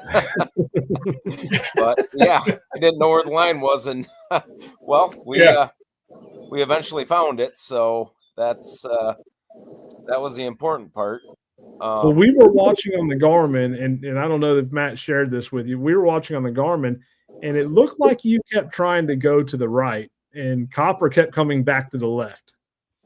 So there was some scent there likely that settled down in that swamp in that Yeah. low part of the swamp because you continuously kept going right, and Matt's like, "Hey, he's going to keep going that way. He's going to get a call back," and then Copper would turn back left, and it was like this little short zigzag the whole way. Like you were going this way, and he was wanting to go back that way.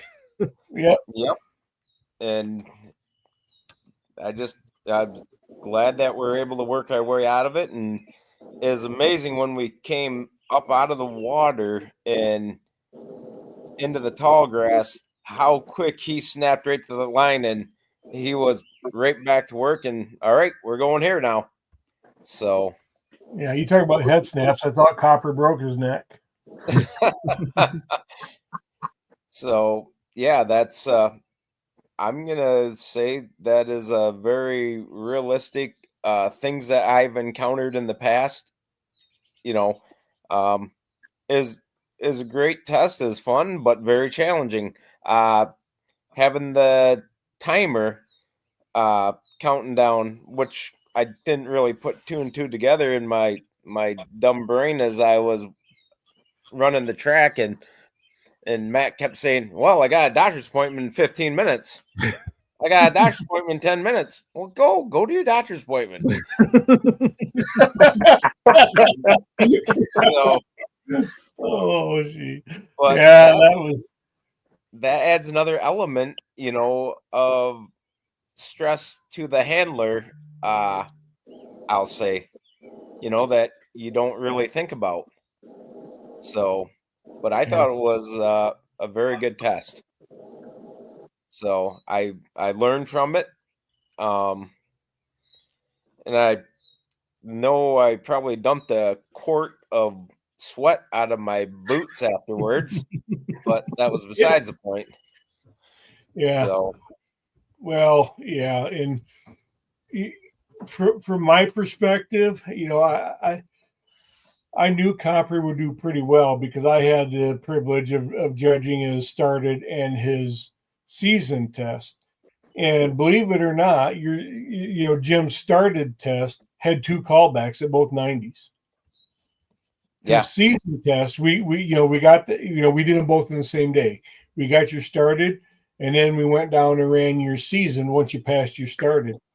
And that season test was easier than your started test in terms of the way Copper managed it. The test line was far more complicated, but Copper and you managed it. You managed the starter line okay. You knew when he was off. I could tell you knew. And we just called you back, and once he got back on it, it was lights out from there. But once you reacquired, took him back and reacquired the line. But his season test, you didn't miss a lick, nothing. That's why I used your seasoned line overlay as the visualization of line discipline in my presentation, because he was on top of it the entire way, to include the scent puzzle. I was a little disappointed that he had to work for it. I'm not going to say he breezed through it. He problem solved his way through it perfectly, So I knew that Copper would do well on this on the finish line. I knew he would. I knew he had the ability to do well. But what I wasn't expecting is just how well everything came. Your dog is very impressive to me. The conditions were wholly unpleasant, and there was a heat index of it had to have been 100 degrees. A good share of the line was in a wide open, no shade, no canopy, tall weed field. So it had to probably be 105 degrees in those weeds where Copper was, that heat stand down there. And we came, once you got through that scent gap, it was really game over at that point. We went down, my favorite story is, there was a 50-yard long by, 15-yard wide briar patch. When I laid that line, I went between the woods and a briar patch. Copper chose to go, on the outside of that briar patch. And it was abundantly evident that he wasn't just going for a walk 20 yards off the line. He knew where that line was, and he was moving with a purpose. And the minute we cleared that briar patch, Copper said, okay, I'm going to turn right now and come back over here on the line, just like it was any given Saturday, you know, or I guess Friday it was. And I turned to Kenny. Just as Copper started. I says, Kenny, he's going right back to the line. And I showed him, and that's exactly what he did. You know, I'm like, this little snot, he knew damn well where that line was, but he just wasn't going to go all the way over there. He's just going to go this way. Follow me, Pop. He's being lazy, is what you're saying. I don't know if he's being lazy. I think he's being smart. He could have been a little more shade if he went on the other side, maybe, but you know, nonetheless, it was really impressive. And as I'm thinking about this,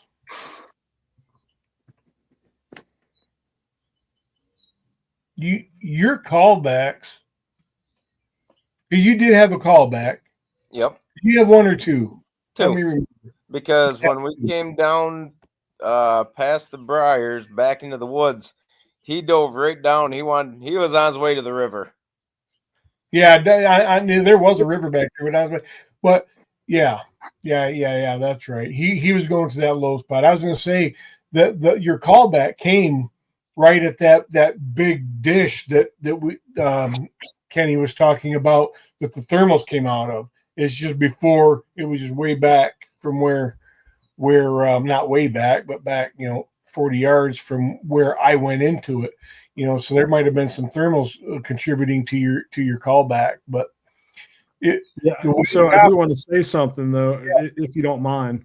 No, of course not. When he received that callback, that actually happened right when the light switch came on, and he realized what you meant by doctor's appointment, and you could see his nerves kick in and his demeanor change.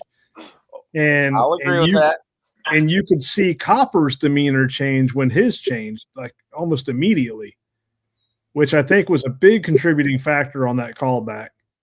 But the real interesting part of where you see the nerves kick in is whenever Jim was trying to come back to where he thought Copper was last on it.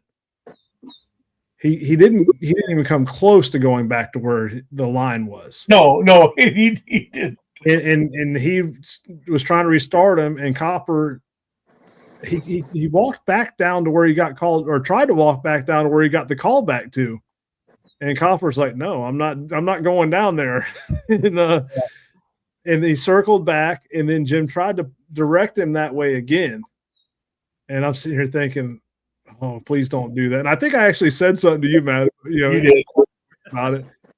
And Copper just like, no, and finally Jim's like, okay, I'm just going to follow you. and Copper knew right where that line was. And sure enough, that's right. He went right over. That's when he climbed up on that ridge, when he was riding that thermals right down that.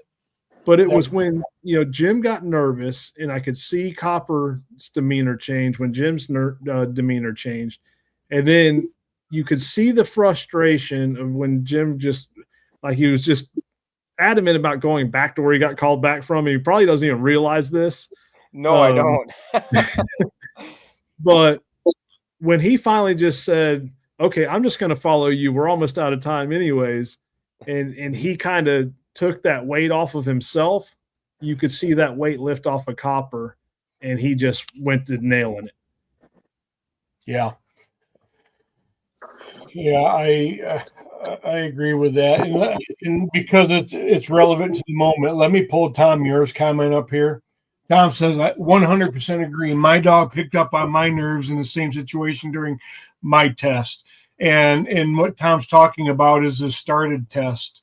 I administered with him, and it just crushed me because Kirby's just really methodical, and he just we started to get a little crowded for time at that second 90, and Tom's anxiety started to rise a little bit, and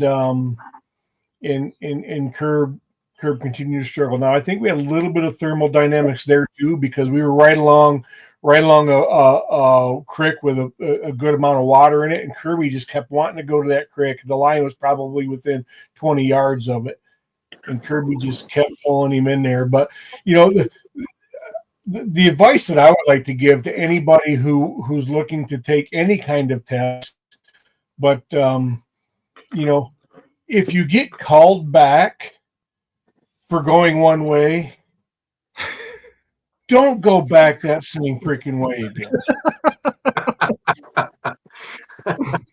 Because sometimes I know a dumbass that did that, and I wasn't going to say anything yet.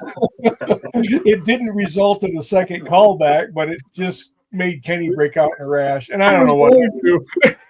It was the dumbest thing. I've reflected on that a lot, and you know, and so I'll just talk about my test. I did. I took a finished test and I failed the test. I timed out and I had 2 callbacks.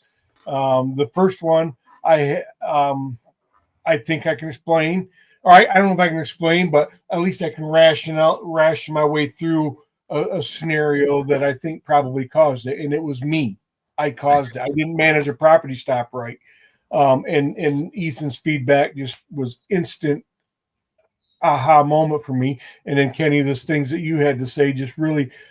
So I'm disappointed I didn't walk away with a blue ribbon, but I'm ecstatic of you know what I learned from that test. You know, my second callback, I had no idea why she was doing what she was doing, and by that it was foregone at that point anyway. Although I didn't know it, we weren't going to pass because we timed out, but.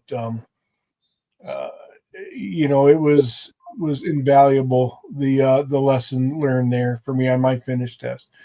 I'm going to get a blue ribbon at some point, but And I know we're getting. oh my God, I've got to touch on Daryl's finished and elite line. absolutely, please do. And Daryl's listening, by the way, And especially, you know, when we're talking about nerves right here, when he first started. And I'll take some blame on this.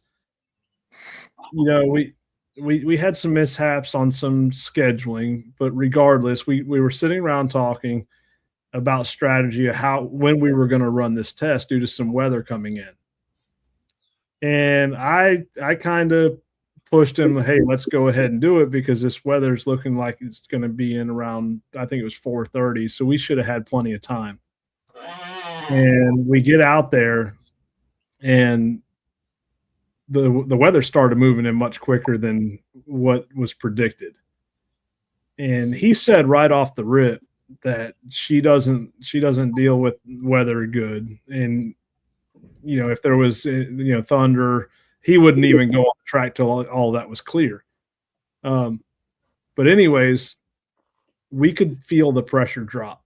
And as that pressure was dropping, you could see a change in the dog. And when we saw the change in the dog, we saw Daryl starting to fall apart a little bit. He was getting frustrated and anxiety. It's real. Oh, yeah. And at one point, I actually told everyone that's online, including Calvin, I said, hey, I'm going to go over here and have a talk with him. I can't give him the line away, but I'm going to try to get him calmed down. And we were still at the beginning. So I went over there and I talked to him, and we made the decision to take a rain delay. I say a rain delay, a weather delay, because it was thundering pretty good. But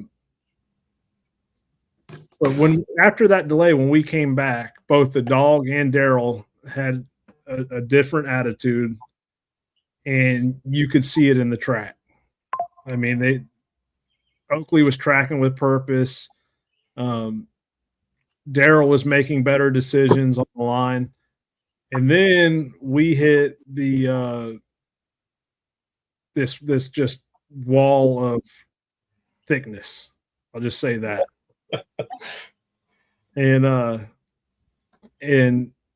Oakley makes the turn to the left, and Daryl made the comment, said, I know she's not on it, but I'm going to follow her. And he ended up with a callback.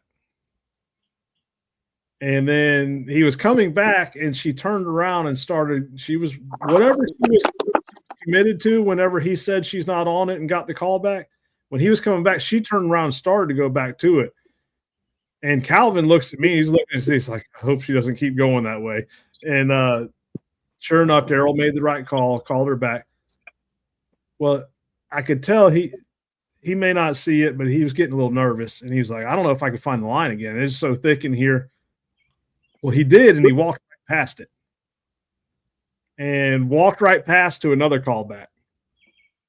And then you could see a little more frustration set in, and there was only one other way to go. He got called back to the left, he got called back to the right, and he finally looked at his Garmin and seen, well, this is where I came from. This is where I got called back. This is where I called back. We're going this way. And he got through it, and he didn't know it, but he made it. Oakley made it through the scent gap, made it through another animal challenge. And he inadvertently was kind of guiding her to the right a little bit. And at one point, Calvin, I believe we were 3 yards from a callback, from a third callback? Yep. And Oakley came back. I'm like, oh my goodness. But what I really want to highlight is Daryl could recover from those callbacks pretty good. And that's just experience. You could see him get nervous and get frustrated, but he recovered from pretty good. And I want to touch on the elite line a little bit. Before you do that, I got to take off. I got to go on a call. All right. See you, Calvin. Thanks, guys. Thanks. The way that he manages the track is extraordinary.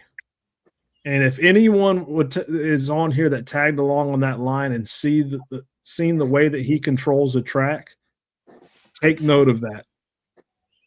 Because like when I was with a group that was actively grid searching when he got to the jump site. And when he walked up there, he said, all right, at first he was laughing because I don't think he was expecting it. And he just said, all right, everyone freeze.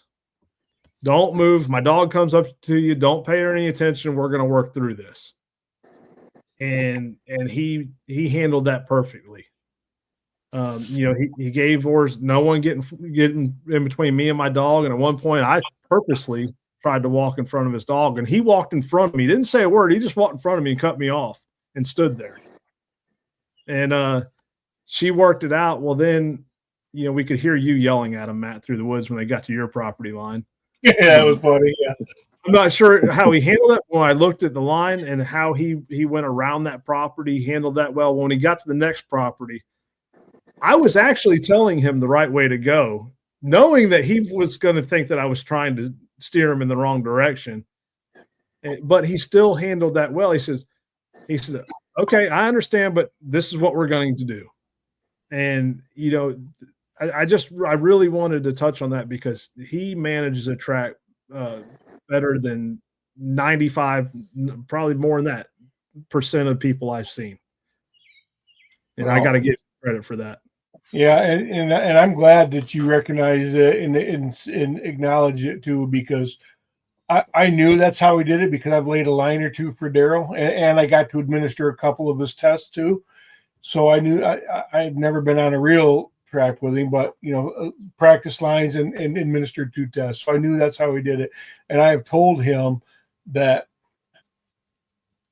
we need to video the way he does this because people need to emulate his approach. So it thrills me to death to hear you acknowledge that too, because I hold Daryl in very high regard, as I do Jim and Copper and many others. But the way that he handled me being the disgruntled landowner, was extraordinarily good too. He said all of the right things to try to persuade me to let him cross his property, and in the real world, I'd have been receptive to his advances, but I couldn't be for the role I was playing on the test. I know. I was standing right there. Geez, Matt, quit being such a jerk. Let him go. Yeah, Daryl sounded really good. Yeah, you were there. Yeah, that was a lot of fun. And Frank and Dan were there at my station too, and it was a lot of fun. So, and that it's all part of it. It's not just the deer follow or the dog following the deer scent and solving the track, as you say, Kenny, which I love. I'm going to print that on a T-shirt. Solve the track. It is. It's managing the track. It's managing the tracking party. It's just all of it. And as Daryl puts it, Daryl, I know you're listening here, you're watching, and I'm going to steal it and put it out there. It's looking professional. Mm-hmm. Even when you're falling apart inside, never let them see you sweat. And I can tell you, most people would never read that out of him. And that's what I'm saying. He's masterful at it. And I will tell you that since I've been behind him on some practice lines and tests, I have started to model my approach to engage, track management after some of his. I employed some of his stuff on Joe when I tested with Joe for my ABTA test, and when I tested with Dave and Chad on my UBT off lead, and it I just enjoy it. It works, and there's something to be said for it. So, all right, Daryl, you can put your big fat giant head on your pillow and sleep easy. But yeah, guys, we are 2 hours and 11 minutes in, so we probably need to start. We better hit some comments real quick. Let's hit some comments really quick here. A bunch of good evenings, guys. All right, so let's do this one. You got it, Kenny? Have you got that? You got that picture? Yeah. Yep, I got to share it. So here. No, you I tell have nothing to do with this. Bull, don't even start that crap. No one's believing you, but you tell the story, and I'll display the picture. Oh, okay. So I just got it in the queue for you, Matt. Oh, there it is. Okay. Anyways, so this picture right here. So we were at Matt's house, and I don't remember what Matt was doing, but Matt's wife came up and she started telling us. I remember what it was. I made the comment to her. I said, "Yeah, I hear you got a new puppy coming." And that opened up the door to her telling me about this puppy contract that she had with Matt. Yes. And part of the puppy contract was a pink tutu and dancing with the dog. So several of us were there, and someone was a pretty good did a pretty good job of photoshopping an image, and it just so happened to end up in the slide presentation on Saturday. And it also just so happened to end up on the ABTA Facebook page today, reminding people to ask me about it. So, Ryan, I guess you understood the assignment. So that's it. So, yeah. My wife drew up this contract because she let me get a bloodhound, and a bloodhound represents every single thing she hates in a dog. I've said it here before. They stink, they drool, they shed. But she let me get one. But she drew up a contract that said all of these things, and one of which was I must put a tutu on it and dance with it like Hank Hill danced with Lady Bird on King of the Hill. And there you have what people think that looks like, I guess. It was very funny. And Travis Connor commented, because there was more shenanigans that went on. Slifer put one in on me too that I didn't know was coming. My buddy, I thought he was my buddy, and he ambushed me. That was a good one. With I'll just say it for the people of a certain age, and all of us here are of that age, will know the reference. It was a picture reminiscent of the Blue Oyster.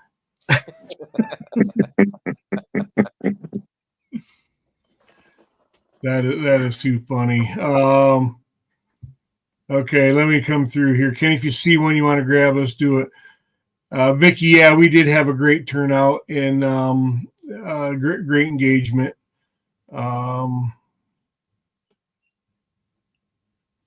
Let's see here. There were a couple that I thought were worth pulling up here. Vicky, Andrew's located. Vicky's asking again, where in New York are you located, Andrew? Rockland County. Rockland County. So outside of New York City. Yep. So Vicky grew up in New York and now tracks in PA. So Yeah. she put a comment on here for you to friend her on Facebook. She grew up in New York and now tracks in PA. Okay. Oh, okay. Okay. I missed that one. Yeah. Vicky Church, Andrew. Vicky Church. I can Church. see Okay. Yep. Yeah, I track a little in PA myself. In PA, all you have to have is a big game hunting license, and you can track. Yep. Craig Reeder, who was at the event, says, I 100% always thought grid search spread the deer scent all over. Your demonstration was an eye-opener. Great information. So it was to me too, Craig. And I think the videos were relatively conclusive, at least influential. Let me put it that way. Maybe conclusive is a strong word, but they were, to me, incredibly influential. And I will say again, scent does get redistributed. It does. Of course it does. But the impact the perceived impact based on all the tests that I've done is not as great as what is perceived. Mm-hmm. Especially not as much as the disturbed earth, broken vegetation and just human scent cloud, because dogs smell in layers. Yep. And when you have an overwhelming top layer that's blinding the bottom layer, that's what happens. Yeah. So Bob Quinn says, Kenny, would you see it with an infrared camera? And I think what he's talking about there is that came up when we were talking about the thermals on I seen the comment come through. I don't know. I don't so I have worked with some high-end infrared camera gear at the paper mill, and you can see some of it with that stuff, but I don't think you can with the average equipment that we would buy. Yeah.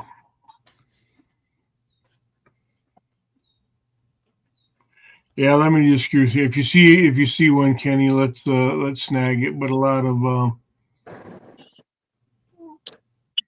Chuck Darby, they got you, Matthew Berger. Yes, Chuck, they sure did. Yep. Matt's Disco Days. Beck says, yes, my butterfly collar. So Randy Vick says in Georgia, hunter safety pink is legal now. Is it legal in Michigan, Matt? No, absolutely Let's not. see if we can get that put through for you. No, absolutely not. I won't be needing a 2-2 pink goons. Okay. All right, guys. I think oh, you know what? I do have to mention this. Andrew Dylan Major says you're going to enjoy that 2.0, referencing the Doc Jewel litter, 2.0 litter. Because Dylan's got her direct brother from a different litter. Okay. She's great already. She's just a lover. Again, you can stop all of that right now. So I've got a few things to share from Shane Simpson on through text here about the Tracker app. Yeah. So there's some updates and some things coming soon. Hunter accounts now have a tracker map that they can use to contact trackers directly. If no one organically responds to their tracking request on the app, trackers can turn on and off their visibility on the map through the settings. When turned on, trackers' exact location is not given. The pin randomly moves 1 to 2 miles from their exact location for privacy reasons. And coming soon, hunters can select whether their request on the map goes only to dog teams, drone teams, or both. Toolbox added to tracker accounts where they can add each tracking dog, the breed, age, certifications, etc. This data will eventually be used in the analytics. Which why don't we just have Shane on and let him walk through it? we are. I talked to Shane, but I just wanted to share. There's 3 more, and then he's going to have some more that he's going to share with us. Another one, trackers will have a method that they can share to hunters in order to handle direct calls. The tracking request used with this method will only go to that specific tracker. Tracking requests completed on the app will be editable. Trackers will be able to correct data previously entered, mark tracks as proof of life, etc. And then the UBT verified badge is being replaced with the tracker verified badge. The best of the best will receive this badge, plus a few other updates. And you can get your ABTA subscription through the tracker app. But so we will be having Shane on soon to go over the app and share some of his tracking knowledge with us as well. So Matt, I'll get with you on that, but Shane and I spoke about it. Yeah. Yep. That sounds good. Look forward to that. Guys, any last minute thoughts? I'm not going to go around the room. I'm just going to say if anybody got a closing thought, we'll wrap it up at 2 hours, 21 minutes in. That's rookie numbers after Saturday. Yeah. Guys, look, in all sincerity, for everybody who came to the Michigan event, I genuinely and sincerely appreciate it. There's some great knowledge shared there. What's that? There's great knowledge shared at that this weekend, and that's what we're, everyone learns from someone.